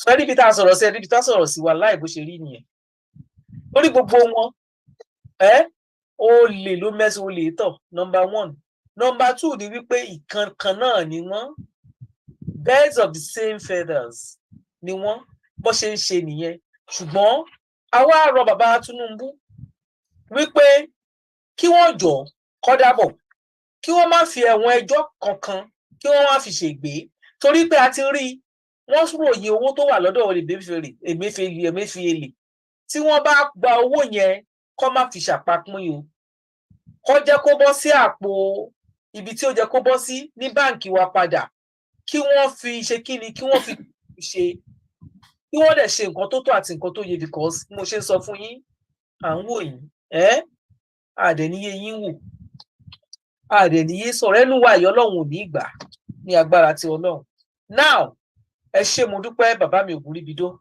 kí a tó ká máa bọ́ sí ìbala kejì yẹn ò ní pẹ́ rárá torí ìtópẹ́ náà ni eléyìí torí ọ̀rọ̀ ní VAT yẹn kò fi taratara yé èmi ò tiẹ̀ mọ̀ pé VAT wà ní Nàìjíríà lọ́yà pẹ̀lú mi ẹ bá mi gbóhùn sókè lórí ọ̀rọ̀ òní VAT yẹn àti àwọn amendment àwọn nǹkan tó fi kún tó tún yọ kúrò ní nǹkan tó ti wà lẹ́tẹ̀lẹ́tẹ̀lẹ̀ ẹ bá ń gbóhùn sókè ẹ ṣé. ọ̀rọ̀ VAT ní Nàìjíríà nǹkan tó amendment tó ń ṣe kò ṣe nǹkan tó jẹ́ rẹpẹtẹ gẹ́gẹ́ bí àwa kan ṣe máa ń sọ láti jọ yìí ọ̀rọ̀ VAT a kàn wò wípé Nigerian government wọ́n fi ń punish àwọn aláìní wọ́n dẹ̀ assist àwọn tó ní because àwọn aláìní tó ń owó tó decent tí ẹ jẹ́ kó ń san VAT lórí àwọn minor consumable goods kò make sense nǹkan tó amend lórí VAT ò ní wípé ok ká sọ pé nǹkan tó dáa níbẹ̀ ni pé nísìn wọ́n ní àwọn èèyàn tó bá jẹ́ pé nǹkan tó important bẹ́ẹ̀ ni pé àwọn companies tó máa ń ṣe withholding tax tó jẹ́ pé tó bá fẹ́ make payment fún yín tó bá jẹ́ fún services usually it's for services tó jẹ́ pé ó yẹ kó san bí bóyá 5 million 10 million rand fún yín wọ́n á yọ VAT kúrò ńbẹ̀ wọ́n á credit balance yín fún yín government insist pé anytime tó bá ti yọ VAT yẹ wọ́n gbọ́dọ̀ make sure pé wọ́n credit ẹ̀ directly fún wọn then again gbogbo àwọn exemptions tó wà tẹ́lẹ̀ fún Nigerians lórí ọ̀rọ̀ VAT for example now téèyàn bá ṣe transaction pẹ̀lú èèyàn tó jẹ́ tourist to make purchase in a convertible currency ordinarily those people are exempted from VAT.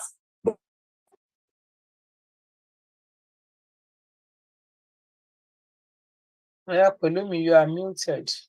But right now, want to nullify and now tax. Ṣé ẹ gbọ́ mi? À ń gbọ́ yín nísìnyí, à ń gbọ́ yín. So kò sí nǹkan tó pàtàkì ní nǹkan tí ó jáde ní VAT. Ìdí mo ti sọ bẹ́ẹ̀ ni pé if government is informing its law and government is not putting in mind, the welfare of its citizenry, particularly the people below the poor line, I think it's nothing to celebrate about. Also, the idea, what government is just trying to do is to put in more effort in ensuring that you pay won't get enough owo from all taxable, all taxable means. Our concern as people, that's all VAT here, we can't continue to get money from people when the money is not being used for real development of the society, of the people. Think about it. When someone is buying sugar, is buying milk in the local level, government is no longer subsidizing, fuel again. Government should think about other subsidies that can allow for Nigerians to survive better.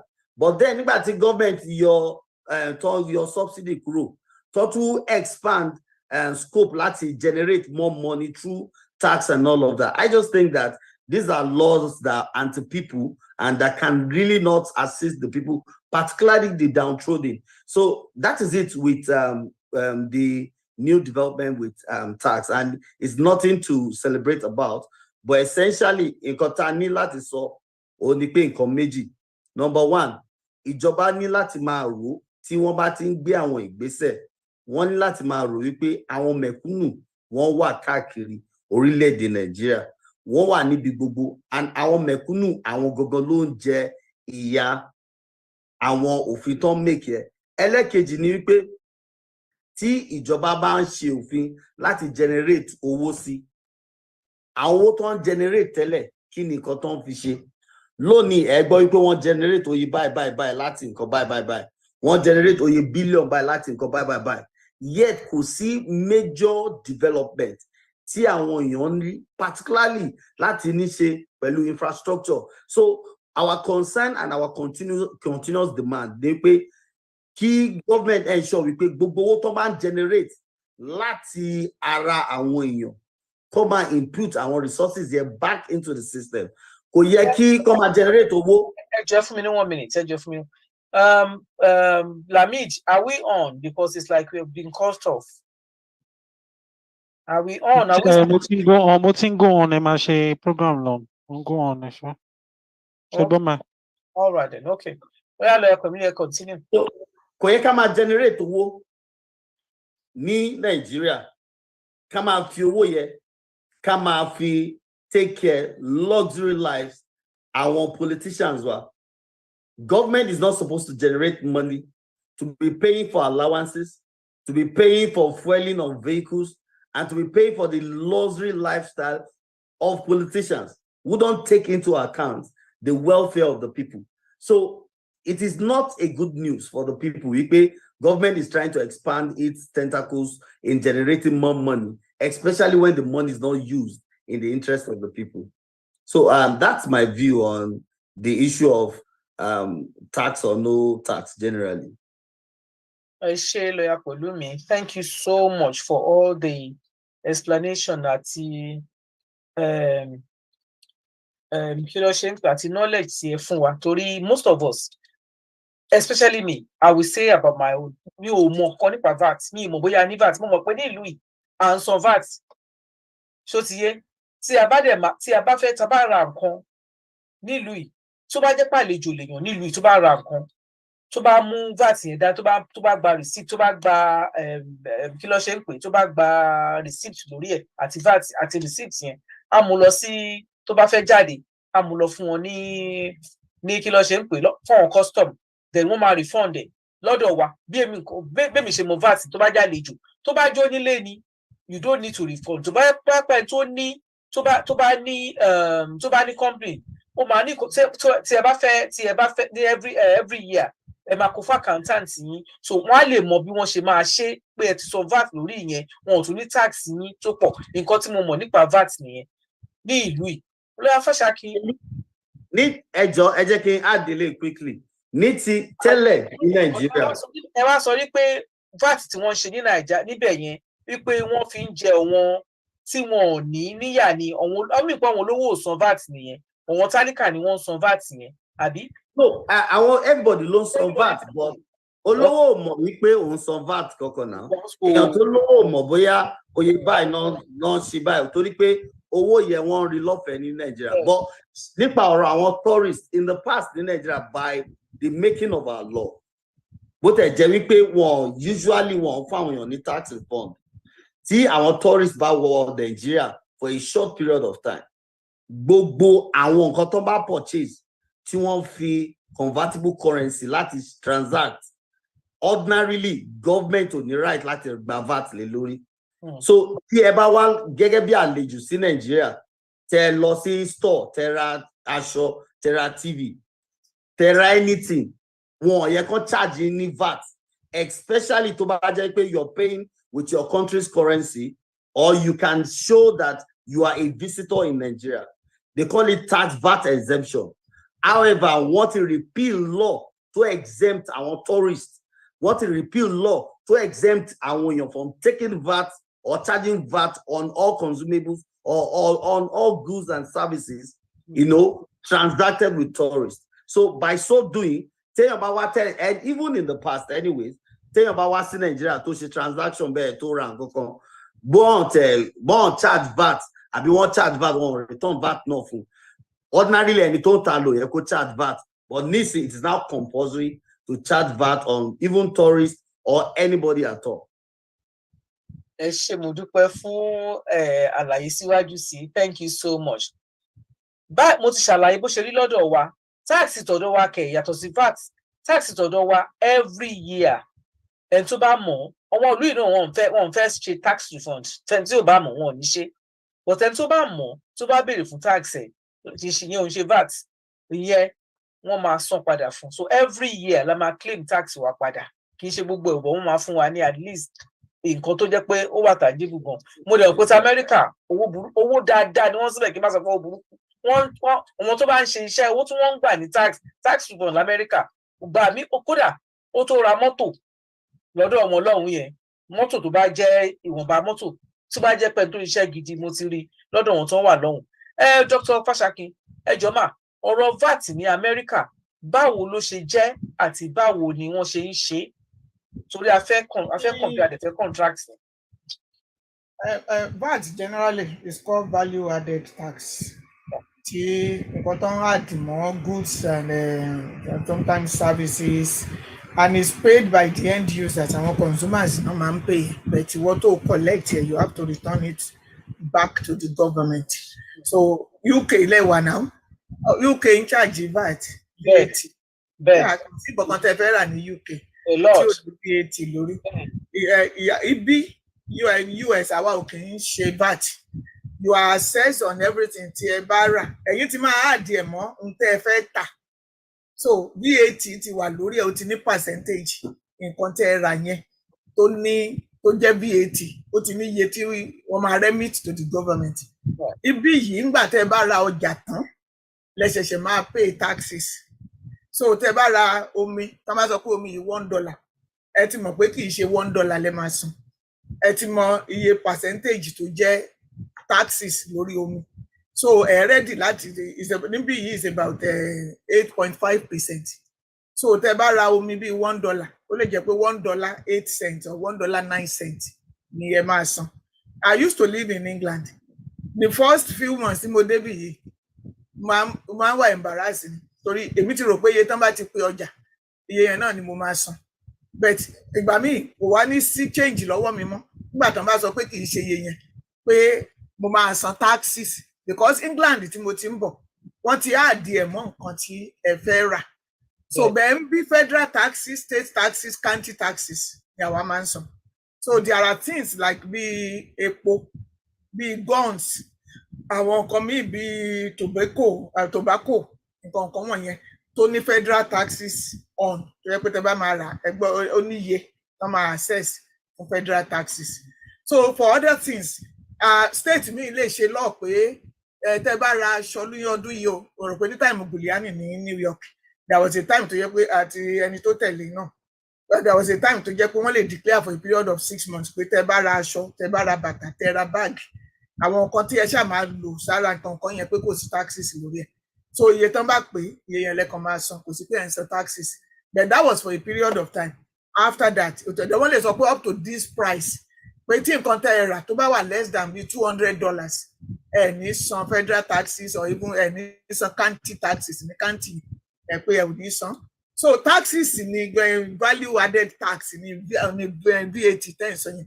Kò dẹ̀ sí much to change náà ní Nàìjíríà. The only thing to change ni àti lè collect revenue yẹn by the government. Pé tó o bá ti gbà o within 1 month tó o bá gbà o gbúdọ̀ remit, which says to me pé so àwọn èèyàn ìwọ̀n yẹn lè gbà tẹ́lẹ̀ kán má remit anything. So wọ́n ṣẹ̀ wá sọ́dí òfin sí yìí by the enactment of the Finance Act 2023. Wọ́n ṣẹ̀ wá sọ yẹn dòfin. So I mean that says a lot about that country called Nigeria, honestly. So kí ló ṣe máa gba VAT lórí ọjà? Ó ti gba owó tiẹ̀ tó jẹ́ owó ọjà ẹ̀.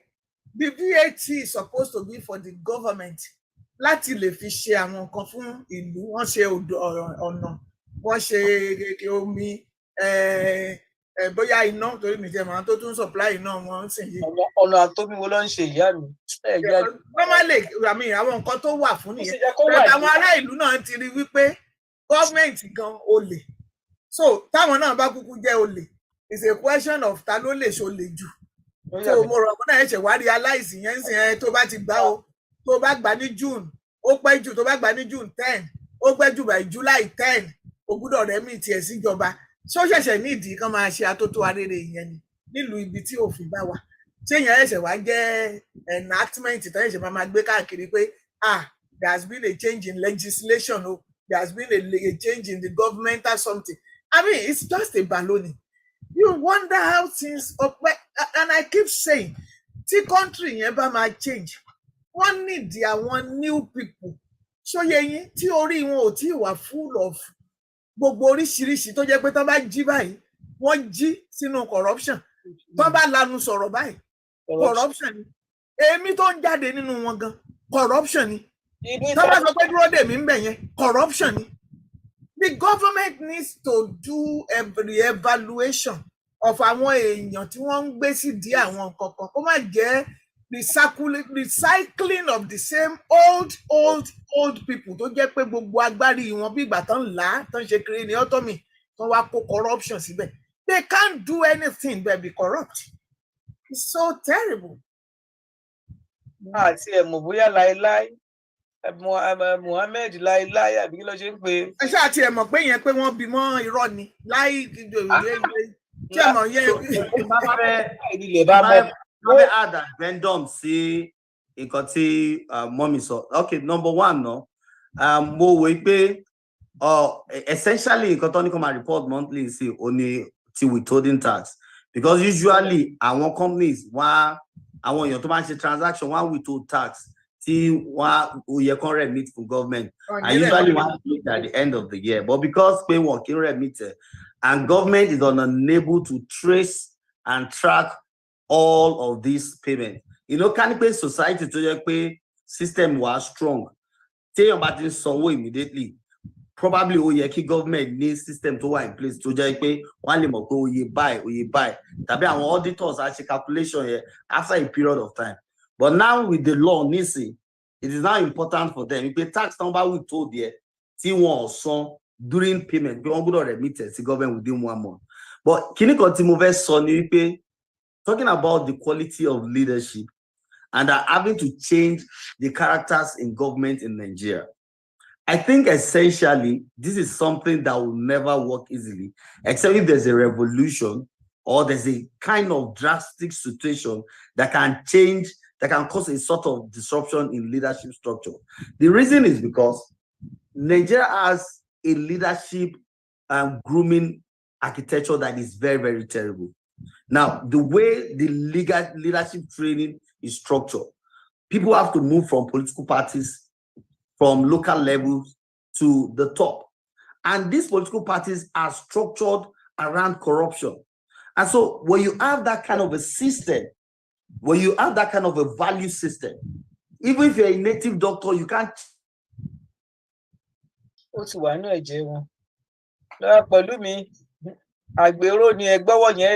Change it all over. Oh, you can't change it suddenly. We can, that's what people say.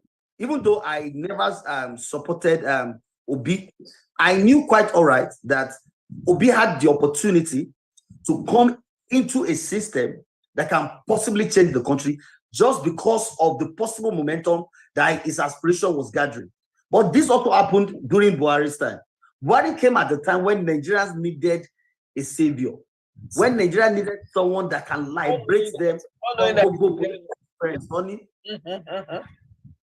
Ṣùgbọ́n nígbà tí Buhari dé, tí everybody wò wí pé Buhari yá dẹ̀ tún lu iṣẹ́, tó bẹ̀rẹ̀ sí rí owó nínú kìnìún, tó bẹ̀rẹ̀ sí rí owó nínú lábẹ́ ilé. Àwọn owó yẹn dà lọ́yà pẹ̀lú mi. Kí ló ṣẹlẹ̀ sáwọn owó wọ̀nyí? But today, see, gbogbo owó yẹn sí ó ti di story. Wọ́n pè wọ́n ní, wọ́n tún pè mọ́ra wọn lọ́wọ́ ni. As a matter of fact, deputy governor kan wà ní CBN tó ń bá tán ní kó kọ́ ilé tó mọ ilé fún owó ní Kaduna State. Hard currency, tẹ́ bá rántí kéèsì ẹ̀. I mean, mo mọ̀mọ́ mi kò dárúkọ ẹ̀. But ṣé mo rí pé kéèsì ẹ̀ wà ń court nsìn. And with the information I have, this guy is getting the whole of the money back. Allow.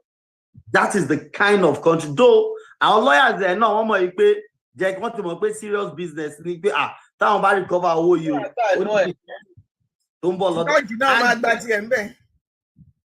I mean, so the system is so corrupt that even our institution tó yẹ kó wà sacred, tó yẹ kó jẹ́ pé ibi tí àwọn tó ní ìbẹ̀rù Ọlọ́run ló jókòó sí.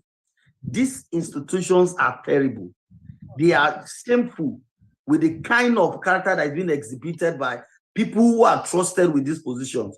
So our prayer is that, and beyond the issue of prayer, engagement like this are important because such engagement can serve as a watchdog to people trusted with position of authority.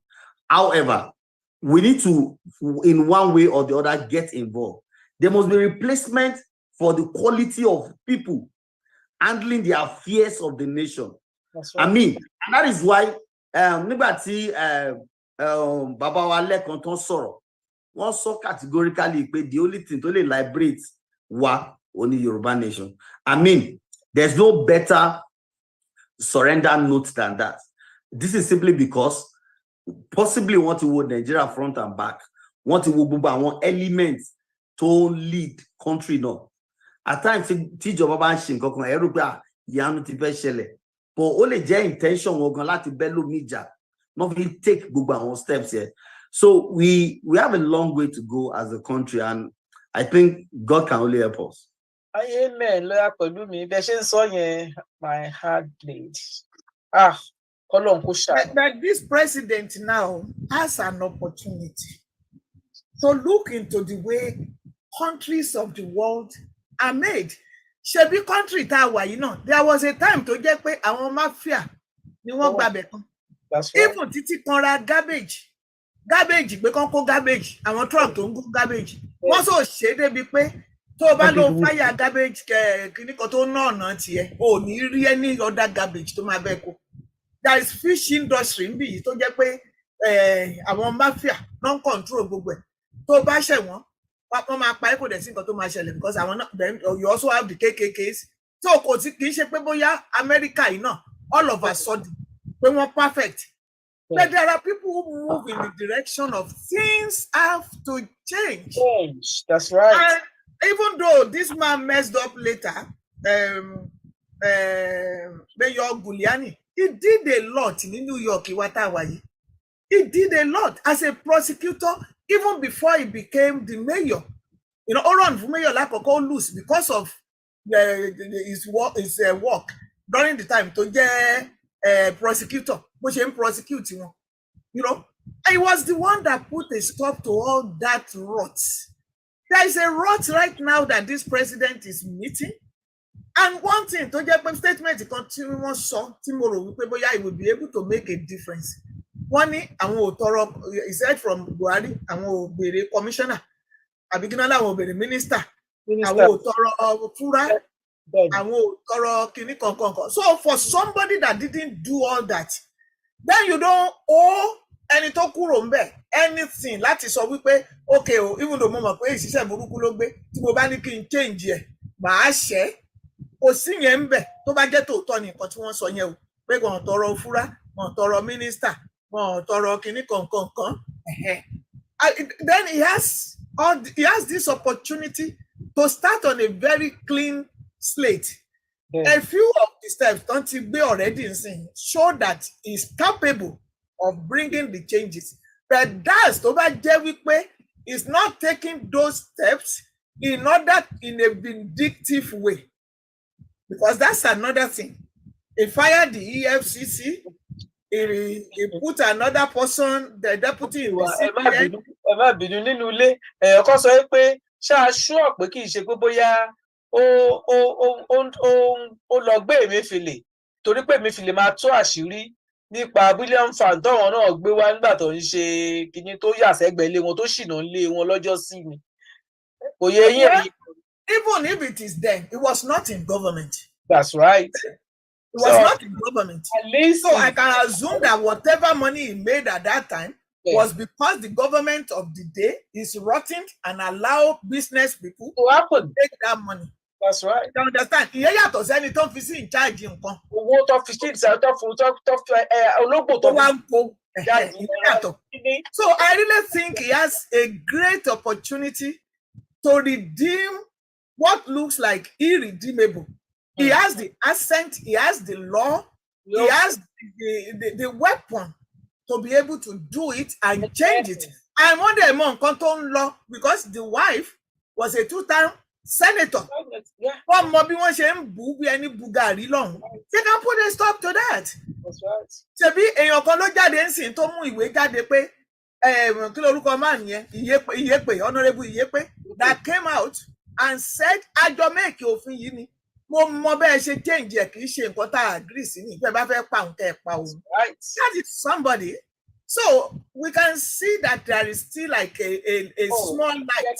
Honorable Iyẹ̀pẹ̀ nìyẹn Iyẹ̀pẹ̀. Honorable Iyẹ̀pẹ̀. Ó máa sọ pé gbogbo wa wá láti Iyẹ̀pẹ̀ ní a máa padà sí Iyẹ̀pẹ̀, so máa ń pè é ní Honorable Iyẹ̀pẹ̀. Oh, okay, maybe that's why. So, and so there is a little light at the end of this tunnel. If we can move in the direction of that little light, by the time we move closer, it may become like a very big light. Tomato, tomato shape. But there has to be a conscious effort. So, could I jẹ́ wípé wọ́n ní mi ò lè wá kú, kò kí ń béèrè so pé it may be assassinated tani ò ní kú at one time or the other. I mean, àwọn Abacha tó ń pààyàn nípakúpa, where is Abacha today? So you cannot be so afraid to do the right thing, then that you allow bad things to begin to flourish like a flood in a country where your name will be mentioned as a president at one time or the other. And so Tony Kaluku wọn náà ń sìn báyìí tán bàjẹ́. That's it. Wọ́n ti kọ̀tàn sílẹ̀. Yeah, that's it. Thank you so much. Gbogbo ẹ̀yin ará ilé, ẹ bá mi kí wọn lórí ìkànnì wa, ẹ bá mi ṣe thank you mọ́mì wa àti dádì wa. Lórí YouTube, ẹ bá mi kí wọn, ẹ bá mi kí wọn, ẹ bá mi yìn wọn, ẹ bá mi dúpẹ́ lọ́wọ́ wọn. Lawyers ni wá o, ẹ má pè wá ní mọ́mì, ẹ má pè wá ní dádì. Lawyers. Dr. Fashaki, lawyer Fashaki, àti lawyer àti dádì lawyer Pẹ̀lúmi. Lawyer Pẹ̀lúmi. Great Ife. Méjì lẹ́kọ̀ọ́ wálé. Lawyer Pẹ̀lúmi, godson mi lawyer Pẹ̀lúmi. Ọjọ́ tó bá bọ́ sílẹ̀ ni màá pè yín dádì lawyer, Mr. Pẹ̀lúmi gbogbo ẹ̀ náà ni tó bá ti bọ́ sẹ́nu mi náà ni màá pè. Ẹ forúkọ iṣẹ́ wa pè wá kó lè lókè. Ọjọ́ bẹ́ẹ̀ ni Dr. Fashaki àti Dr. Lawyer Fashaki àti Barrister Pẹ̀lúmi. Ẹ ṣé àdúpẹ́. Ọlọ́run ọba ọlọ́jọ́ èdè ló máa bá mi dúpẹ́ fún yín o. Àwọn ọmọ Yorùbá náà wọ́n kì í wọ́n dúpẹ́ lọ, bàbá Àròpọ̀ rí everybody ló ń dúpẹ́ ló ń kì í tí wọ́n dúpẹ́ lọ pé thank you so much. Ẹ ṣeun gan, àdúpẹ́ lọ́wọ́ yín. Ṣé mo lè sọ ọ̀rọ̀ kékeré? Ṣé rí ẹ dúró náà lọ́yà Pẹ̀lúmi? Nǹkan tó ṣẹlẹ̀ ni wípé abẹ̀yìn arọ̀ yìí ṣe wọ́n pé mi pẹ̀lú ti sọ lẹ́yìn àtúnsọ Yorùbá World Media àtúnsọ fún yín nísìnyí pé kẹ́ ẹ bá wa gbé Ṣòwòrẹ́ wá. A need Ṣòwòrẹ́, a fẹ́ mọ ibi tó lẹ fẹ́ wọn. Ṣòwòrẹ́ a fẹ́ bá sọ̀rọ̀ lórí Yorùbá World Media. Ìjọ́ wo lẹ fẹ́ Ṣòwòrẹ́? Next week Wednesday. Okay, consider it done. I trust you. So both of you will be coming down, right? Yeah, that's fine. Okay. And I will essentially also be very interested in Abatife Tabani program Tabekinwa. Surrounding issues, no, because our issues come out to are very, very engaging. Tamani interesting, especially Tobani Shepelu, humanitarian issue, human rights, Ati or Yoruba nation. Because for me, I believe that Nigeria can only move forward if we have a decent and a proper society. And Nigeria may not achieve that. See about decentralized power. That's right. Restructure country now.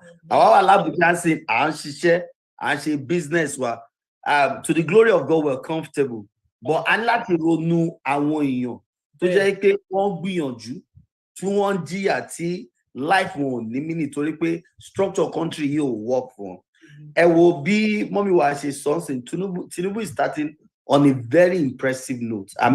If I have to speak objectively as someone who is not biased, my great concern nípa President Tinubu oni mowo fitness health at the age. I am slightly worried if he will have the capacity. If we are not worried about Biden, we shouldn't worry about his age. That's right. So for me, I understand the United States of America has got a system and has got institutions that is very, very functional. I can't take a look at it. Biden knee accident kekere in public. But transpire state of health who are shrouded in secrecy. They can actually declare it because it's not a big deal. Yeah, it's But not. in Nigeria, it's a big deal. That's This is right. because They will hide Nigerians everything. trust their leaders, and their leaders can't trust the followers. That's So right. it's a different society completely. But I think sọ nípa éèjì ni àmọ́ pé bí tiwa yìí náà ti ń ṣubú bẹ́ẹ̀ ló ń forí gbá bẹ́ẹ̀ ló ń Yeah. forí. yeah. So we just Biden kò ní sick ní ìsìn kan gbó lọ síbì kan Amẹ́ríkà lọ ti treat ẹ̀. so I can pray we pray. Tó bá ṣe kẹ́rẹ́ ó máa bọ́ sí France àbí UK àbí. I can pray we pray bí ó ṣe lọ lọ́wọ́ yìí tọ́lọ́ rọ̀ wá lọ́wọ́ kán máa tó lọ bẹ́ẹ̀. Àmín. Bóyá at the end of the day, hopefully, this country will become more meaningful. I'm very sure we pay Shogore full-time activist. He'll be glad to be part of a program like this, and he would love to really engage. Close program means him happy. Open show next week Wednesday. And share this program with him as well. And then run to so get prepared for Shogore. We are ready. We'll be ready for him as well. Trust us. Bogo Yoruba Nation World Media Moki Kushel Patakijilo in our days of struggle nipa Sunday Bogo nipa Yoruba Nation generally. Bogo Shete Bogo 12, Abuja 12. Recently Monija Anija kekere kan pẹ̀lú èèyàn kan níbi bí ó ń sọ nípa àwọn Yorùbá. Money, the truth is that Yoruba people are not, I'm sorry to say, a lot of Yoruba people are not as genuine as they should be. That's right. I could remember vividly, sorry for taking you through this, during the last struggle. So because it was with us throughout, Moranti nígbà tí wọ́n grant àwọn tí and defend the court, the bail. When the court granted them bail, court demand for shorty meji. We did not see that people to. Yeah, I know. I can put it to record today. I know. I will paper each time that you buy yẹn kan péré ló dúró nínú àwọn tó pọ̀ tani. Èèyàn kan péré ni Yorùbá now to sign as shorty. But we have Hausa, Igbo, even Yoruba Yegon, Yoruba Kogi State. I don't know any of that. Gbogbo wọn yẹrí ni wọ́n do yẹrí. Yẹrí àwọn kankan ṣẹlẹ̀ ní period there tó jẹ́ pé if you have that first-hand experience and that knowledge, particularly from the records, tí wọ́n máa pèèyàn lọ́la pé kó wá lọ jà fún Yoruba Nation, ó máa wà extremely careful. So what I now realize is that for those who are outside the shores of the country, I don't know somehow they are probably more than the people at home. Perhaps because maybe they are in a safe zone, or probably they are seeing a system that is working and they think that there's a need for us to overhaul our own system. But whatever the case is, this is not a theory to propound this night. But the truth is, the key Yoruba World Media, because your effort was outstanding and distinguished throughout period there. Thank you. Thank you. Somebody is asking a question. Somebody says, can you ask Lawyer Pelumi a question? Oh, I didn't see a hand up. Question. Kingdom TV. Okay. Baba report Baba Jaja yeni. Oh, no, what's okay. Yes, you can. You can. Baba, 2 minutes, please. All right. Mommy wa. Your request on Lawyer Pelumi, so I didn't see it. Emma Binusa. Yes, ma'am. Emma Binu pé kí n tó wọlé mo lọ fún medication kan ni. So ẹ jẹ́ kí n máa kí mami wa Dr. Janet Fashaki pé wọ́n kú iṣẹ́ o. Ẹ kú ìfọ̀mọ́ káàbọ̀ padà sí. Bẹ́ẹ̀ ni ajá tó relé ẹ̀kú tó bọ̀ ní mo dé. Wọ́n ti jajá kódà wọ́n sì ń ta yín ajá tó jẹ. Ajá. So ẹ jẹ́ kí n kí mami wa dáadáa pé torí mo rántí jọ́nà ẹ má bínú pé mo deviate mo rántí jọ́nà lọ́hùn nígbà tí wọ́n declare ní orí omi lórí òkun mami wa is too cool stand wọ́n too cool stand wọn jẹ́ kí a mọ̀ pé no. ẹ ti mute ara yín bàbá Aropo re. Ẹ ti mute ara yín. Ọlọ́run ló máa ń lékè. So question mi, mo dẹ̀ tún fẹ́ dúpẹ́ ní ọwọ́ lọ́ọ̀yà pẹ̀lú mi bákan náà ní àkókò tó gbóná girigiri tójú ogun le ẹ kú ìfọmọnìyàn ṣe torí pé ní àkókò yẹn gan pàápàá ẹ wẹ̀yìn wò wípé wọ́n mọ̀ lè torí mi fágbọn. Wọ́n gbé lọ́ọ̀yà pẹ̀lú mi ń gbà yẹn, wọ́n gbé wọn, yes. They arrested him. So ọ̀pọ̀lọpọ̀ èèyàn bí èèyàn ẹni bí ẹni. Ṣé tábà wá ní kí a kó gbogbo àwọn nǹkan wọ̀nyẹn jọ, kò sí Bíbélì sọ pé olódodo kan tó bá kó olódodo kan nílùú yẹn pé òun á jẹ́ kí ìlú yẹn kó wà in exist. So a sì dúpẹ́ pé a sì rán wọn kan tó sì dúró. So ìbéèrè mi wá ní fún lọ́ọ̀yà pẹ̀lú mi ni wípé mo gbọ́ ní ibi tí mo ti wọlé tí mo ti bá ọ̀rọ̀ tí mọ́mì wa Dr. Janice Faraki tó ń sọ tí mo dẹ̀ fẹ́ràn ọ̀rọ̀ yẹn púpọ̀ ibẹ̀ mo ti fẹ́ mú question yẹn.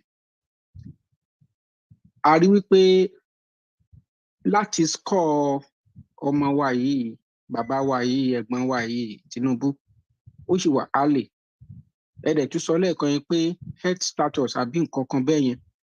Mo rí wípé ní structure tí 1999 constitution fún wa,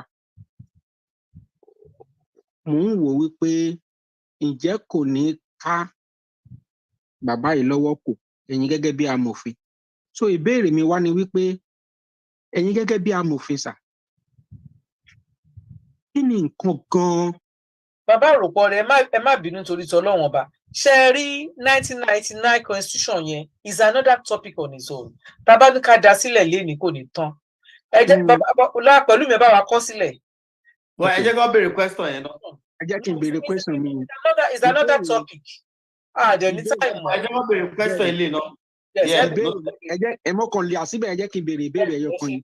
Ìbéèrè ẹyọ kan yẹn ni wípé ẹ̀yin gẹ́gẹ́ bí amòfin sà tẹ̀dẹ̀ wà on ground, ó ní ò jẹ́ kí n béèrè lọ́wọ́ mọ́mì wa tí mo béèrè lọ́wọ́ yín. Kí ni nǹkan ẹyọ kan tẹ́ rò wípé láàárín ọdún mẹ́jọ torí ààbò wà lọ́wọ́ Ọlọ́run, kò sẹ́ni tí àìsàn kan ló ń pààyàn.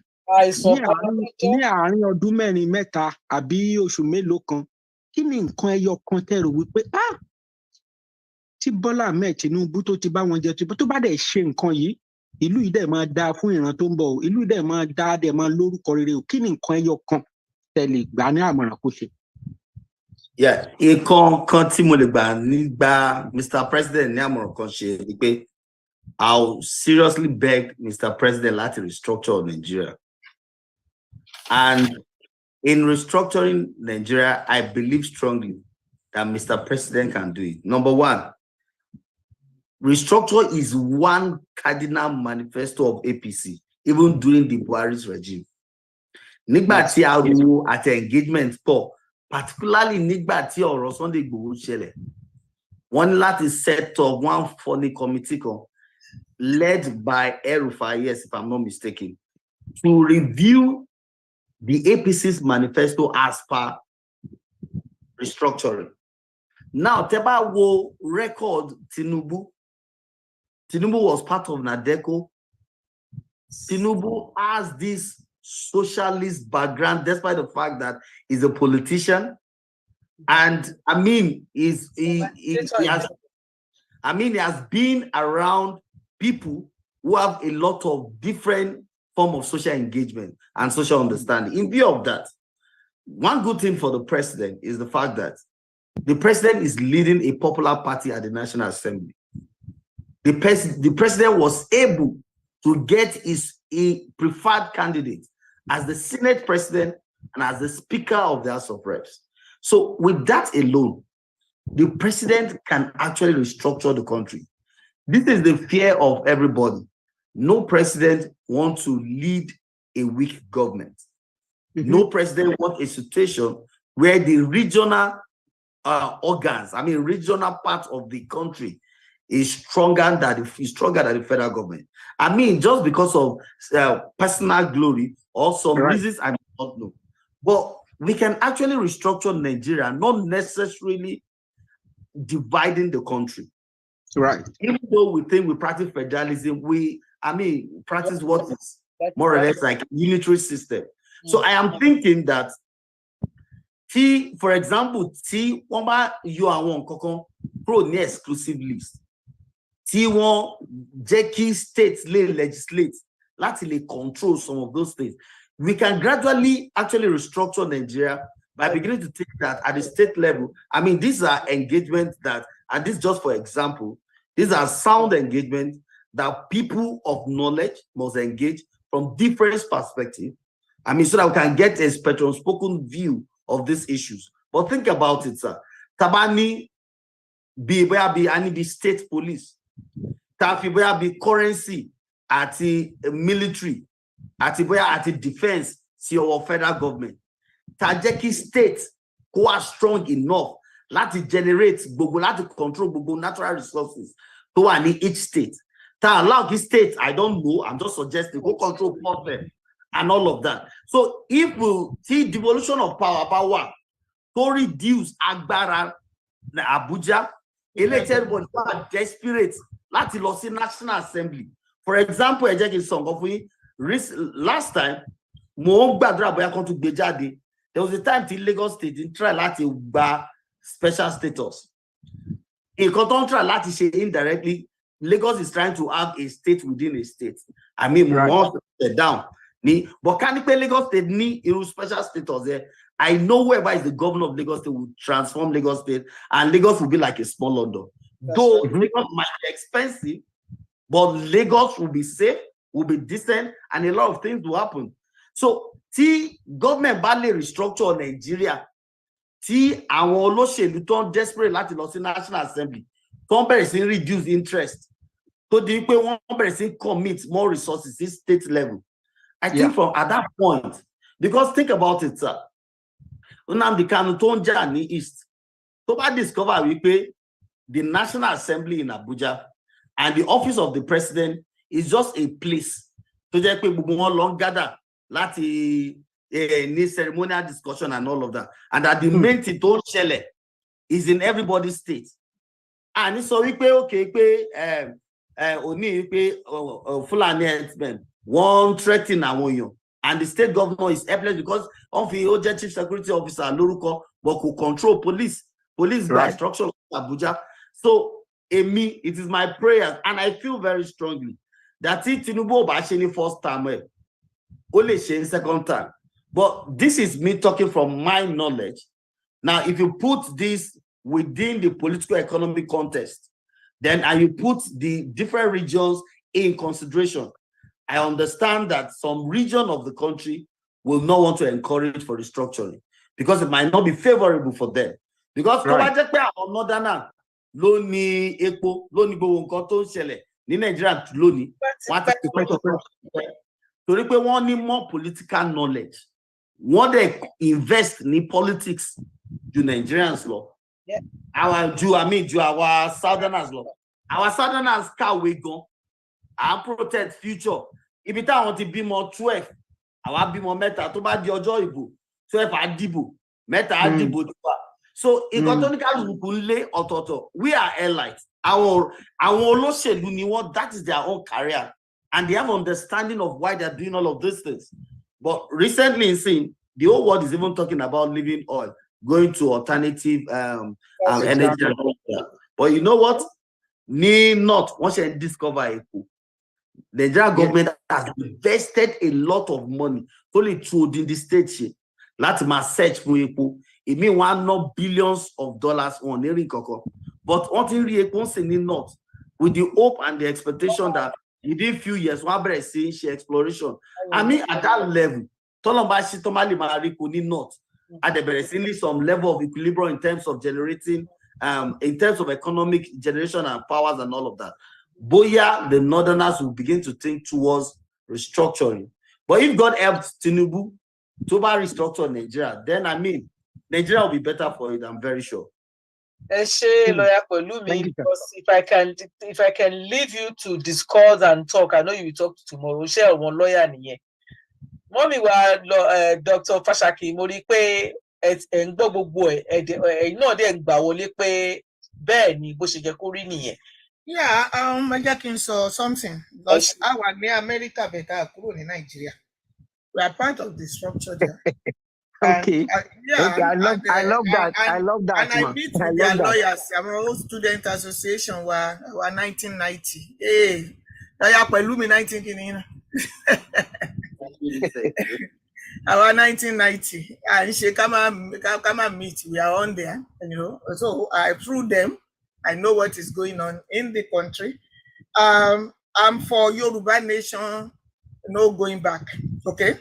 But having said that, we also have to, at this time, face the reality of what is on the ground. What is on the ground now is that, I mean, if you have to look at how do you get a nation, there are only two major ways that you can get it. One is by war, Ogun. And I don't think that we, the Yorubas, we are ready to bring Ogun now that eventually we have one of our own to get president. The other one is by consensus. We sit down, we take, what do they call it now? Do you want Yoruba nation? I want Yoruba nation. I don't want Yoruba nation. But the truth of the matter is that if we have to do that today, ní ọ̀dọ̀ wa tá a ṣe ń sẹ́ǹdì awareness sí àwọn ọba wa láti wípé ká lọ sọ fún wọn pé wọ́n máa ń pa àwọn ọmọ ìlú yín, wọ́n máa ń rape, wọ́n máa ń gba owó. Telling ọba that ṣé ọba yẹn tó máa check yes àbó máa check no, that's another thing. So àwọn olóṣèlú gbogbo tó wà láàrin wa, are they going to check yes or no? Àwọn agbèrò gbogbo tó jẹ́ pé wọ́n rọ́wọ́ mú tó yẹ pé very soon bóyá àwọn agbèrò gan máa bẹ̀rẹ̀ sí ní máa di governor, ṣé wọ́n máa check yes or no? Then àwọn mélòó ló máa check yes or no at this particular time? So what is left right now that is feasible is to persuade the president that is there. À ń sọ̀rọ̀ 1999 constitution, ṣebí èèyàn kan ló gbé sílẹ̀ tán kọ, ṣebí kan wà nílẹ̀ tẹ́lẹ̀. So which means he is the president. He too can ask that the constitution be rewritten. It's not, the constitution of Nigeria is not cast on stone. Okay? Constitutions go, constitutions come. Right. And presidents go, presidents come. And this president, like Baba Aropo said, ẹ má gbàgbé pé Baba Tinubu yìí, àwọn náà ti wà l'Amẹ́ríkà yìí rí. Àwọn náà ti ṣe ẹgbẹ́ ọmọ Yorùbá ní Amẹ́ríkà yìí. Àwọn náà ti benefit from ẹgbẹ́ ọmọ Yorùbá. Those who remember the Abacha time, and we remember also Radio Kudirat, okay, and the effect that it played in Baba Tinubu being able to be the governor in Lagos for the 2 times, don't forget governor náà ń bẹ. So àwọn ọmọ Yorùbá ní Amẹ́ríkà yìí wọ́n náwó sí gbogbo nǹkan tí wọ́n ń ṣe ń gbà yẹn. So I cannot see him getting there now and playing antagonism or not wanting to hear from us anymore. I don't think he will do that. And if he will not do that, the right thing for him to do right now, which everybody is clamoring for, is if there is going to be equity, if there is going to be truth in power, if there is going to be fairness, where one segment of the country will not be lording it over every other person because they had their own there. Tó jẹ́ kán gbébọn, tó jẹ́ kán gbé gbogbo ẹ̀. That's right. Tó jẹ́ kán ní kálukú náà gbébọn kájọ fèsì ara wa. Ṣé ẹ mọ̀ wípé ọ̀rọ̀ ò ní rí bó ṣe rí? So and I'm not saying pé kán gbébọn lé wa lọ́wọ́. So but what I'm saying is, like lawyer Pelumi said, there is room for restructuring. Right. With restructuring also will come a kind of federalism similar to what we have in America today. Absolutely. Whereby states will have there will be exclusive lists, some things that are arrogated to the federal government like we have in America, some things that are state power like we have right here also in America. If that is done, a lot of our things don't benefit will be benefited by us. Fulani na benefit it, people are benefit it here. Gbogbo ìwọlá ní cocoa, ìwọlá ní rubber, ní gold, ní gbogbo ẹ̀ tán ti fẹ́ yẹ gbogbo ìlú mọ́ wa nídìí. I'm digging gold tí ó kàn wá lọ́wọ́ will be returned to us just like the time of Baba Awolowo. We'll be able to use our money to benefit ourselves. The clamoring for Yoruba nation, which is a wonderful thing, but Yoruba nation came when Buhari and his people said over their dead body, the restructuring. Yeah. Which means if they had done restructuring, they would not have been clamoring for Yoruba nation. Because I knew I want to get tiwa. And I'm saying it, and I say those who are close to me, they know it. Emi only against Nigeria, emi bi enikan. Because whatever I have today, Nigeria made me. Nigeria will make me. School of any Moloni primary, school of any Moloni secondary.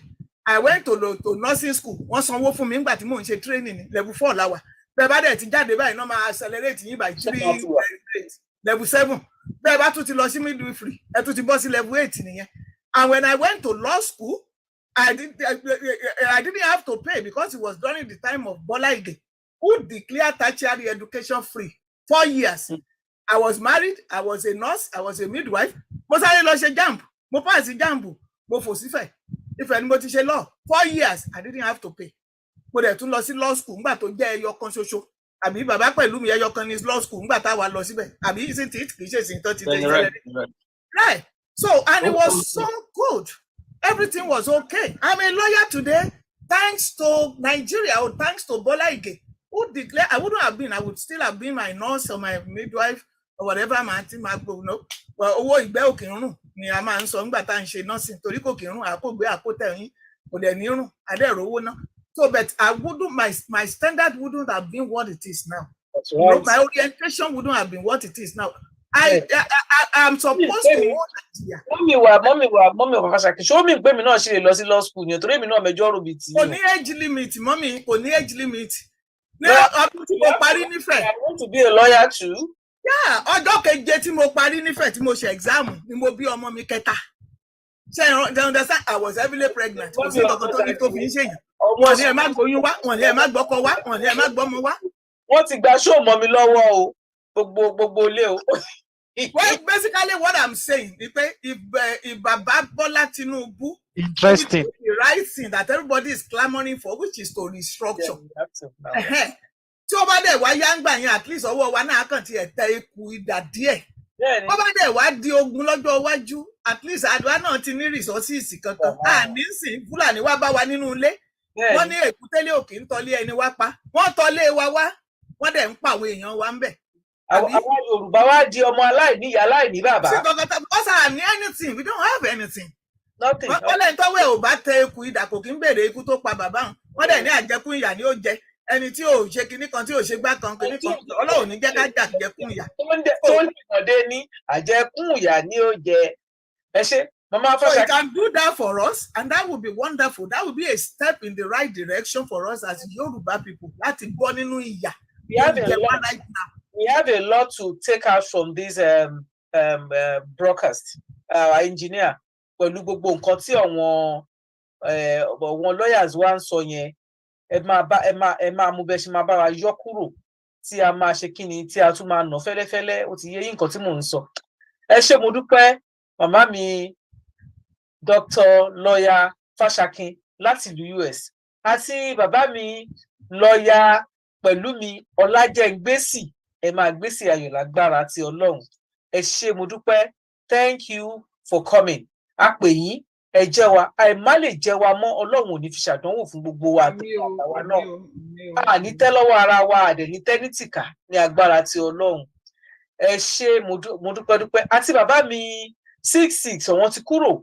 Wọ́n sọ fún mi nígbà tó ń lọ, nígbà tó rí pé nǹkan tá à ń sọ yẹn, wọ́n ti bá wa sọ nǹkan tí wọ́n máa sọ tán. Wọ́n ṣe kí ni? Wọ́n ti lọ mo ní àlejò torí ẹ̀ mo ṣe ń wò but aago 10 ni mo dá fún un pé màá ṣe tán but ó di aago 10 àbọ̀. Ẹ ṣé mo dúpẹ́ ẹ̀yin oníyanṣe ẹ sọ. Oníyanṣe ọlọ́kà ṣe àwa tá a jiyán jọkà ẹ ṣeun o ẹ kú àìbínú.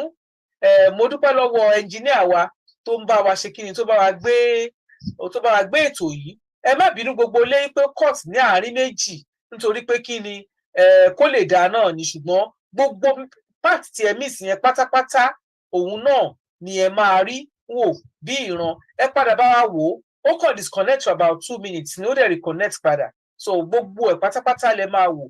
Ẹ bá wa share ètò yìí ẹ bá wa like ẹ bá wa tún gbé, gbogbo ẹ̀yin bloggers ẹ bá wa gbé nǹkan tí lọ́yà Janet tí wọ́n sọ, ẹ bá wa gbé nǹkan tí lọ́yà Pẹ̀lúmi, ẹ bá wa cut ibẹ̀ yẹn, ẹ bá wa gbé, ẹ bá wa sọ káàkiri. Ṣó ti yé yín, àwọn ò kì í ṣe ahun. Ṣó ti yé yín, ẹ bá wa gbé torí a fẹ́ kọ́ àwọn ọ̀rọ̀ wa kó rìn. So ẹ gbé kẹ́ share káàkiri torí ọ̀rọ̀ pàtàkì ọ̀rọ̀ tó ní, mo ṣe pé mo kọ́ ní kan nígbà tá a máa bẹ̀rẹ̀ ètò yìí pé ẹni tó máa bá wa dá sí ọ̀rọ̀ yìí á ní sẹ́ǹsì tó pé gan, á dẹ̀ ní ṣéǹbà tó dájú, ọ méjèèjì lọ ní ṣéǹbà tó dájú. Wọn kì í ṣe lọ́yà ọ̀dà pẹ̀tẹ́ẹ̀sì o, wọn ò dẹ̀ kì í ṣe pocket lawyer, àwọn tí wọ́n ṣájà bail lawyer, àwọn tó dúró déédéé tí wọ́n kàwé tó yanrantí tó gboyè, tó dẹ̀ mo ṣe ní kọ́tẹ́ ẹ̀ bá mi dé kàpù oyè wọn wá síbẹ̀ léni bọ̀, ó dàbí pé wọn ò sí ṣẹ́yìn níbẹ̀ yẹn lọ pẹ̀lú ẹ fẹ́ nà sókè kẹ́ fi wọ̀n mí ni. Nítorí bẹ́ẹ̀ ẹ ṣé mo dúpẹ́, ṣé ti gbọ́ tí lọ́la Pẹ̀lúmi ti mo ní ẹ̀gbọ́n tí mo fẹ́ pẹ́ lọ́la Pẹ̀lúmi bí àwọn ọmọ wa ṣe máa sọ́n bíbà lọ́la Pẹ̀lúmi ni tí wọ́n promise wa pé wọ́n máa bá wa gbé Mr. Sowore wá ní next week Wednesday. A máa retí wọn o ní agbára sí Ọlọ́run, gbogbo wa gbogbo wa ni a máa fojú rí wọn tayọ̀tayọ̀. Ẹ bá wa kí wọn o wípé à ń retí wọn. Ẹ ṣé mo dúpẹ́, gbogbo ẹ̀yin tí ẹ wá ń bá wa tẹ like, tẹ́ ẹ bá wa tẹ love, tẹ́ ẹ bá wa share, mo rí pé kó tó di pé cut off yẹn àti 100 something kó tó wá sílẹ̀. Ṣùgbọ́n bí mo ṣe ń sọ̀rọ̀ lọ́wọ́lọ́wọ́ yìí, àwọn alábòsí àdínì wọ́n ti wà níta àgbà tó fi kọ́ọ̀tì yẹn, wọ́n ti àwọn atúrọ̀ tàbí èlùbọ́ wọ́n ti wà ń ta, wọ́n á ti rọ́ lọ síbẹ̀ nítorí ibi rọ́rọ̀ ọmọ Yorùbá máa ń fẹ́. Bí tó ti máa ṣépè tó ti máa parọ́ fún wọn yẹn, wọ́n ti rọ́ lọ síbẹ̀ gírígì nígbà tí tọ̀dọ̀ wa ìfi kọ́ọ̀t, ṣùgbọ́n tó bá yá wọ́n á tún padà, wọ́n á tún wà wò. Ẹ rí pé wọ́n ti máa fi dọ̀la ní ìsìn, àwọn tó máa wò wọ́n á pọ̀ rẹpẹtẹ ju ohun tí àwọn ò lọ. Ẹ ṣé àdúpẹ́, àníri báyìí lọ ní alẹ́ yìí ní agbára ti Ọlọ́run. Tó bá di ọjọ́ Saturday kí ẹ pàdé wa níbi tá a ti máa mú àwọn ètò tí ó ṣe gbàǹkan gbì wá fún yín. Tó bá tún wá dijọ́ Wednesday àgàgà Sowore ń bọ̀ lórí ètò wa, ẹ kú àfojúsọ́nà. Ẹ ṣé mo dúpẹ́, mo kí gbogbo yín. Dr. Zabi, tẹ́ bá wà ńbẹ̀, ẹ bá mi kí àwọn àlejò wa kí a fi kásẹ̀ ètò nílẹ̀. Ẹ bá gbóhùn sókè, tẹ́ bá ńbẹ̀, tẹ́ ẹ bá ti sùn o Dr. Zabi, ṣé wà ńbẹ̀ yẹn? Ẹ ṣé. Ẹ kálẹ́ o, mo kí gbogbo lé o, mo kí gbogbo ẹ̀yin ìyá wa, ẹ̀yin bàbá wa tẹ́ ń wò wá ńlé o. Etí tẹ́ fi ń gbọ́ wa ò ní di o, ojú tẹ́ fi ń wò wá ò ní fọ́ lágbára lọ́wọ́ Ọlọ́run. Ẹ ṣé gan ni o, God bless you. Ọlọ́run á dẹ̀ yọ wá nínú oko ẹrú tí a wà nínú ẹ̀. Ọ̀rọ̀ tí a lè rí owó fi rà òun náà sọ fún wa yìí. Lọ́yà Pẹ̀lúmi, ẹ ṣé gan ni, in short, gbogbo ìgbà làwa máa dúpẹ́ lọ́wọ́ yín.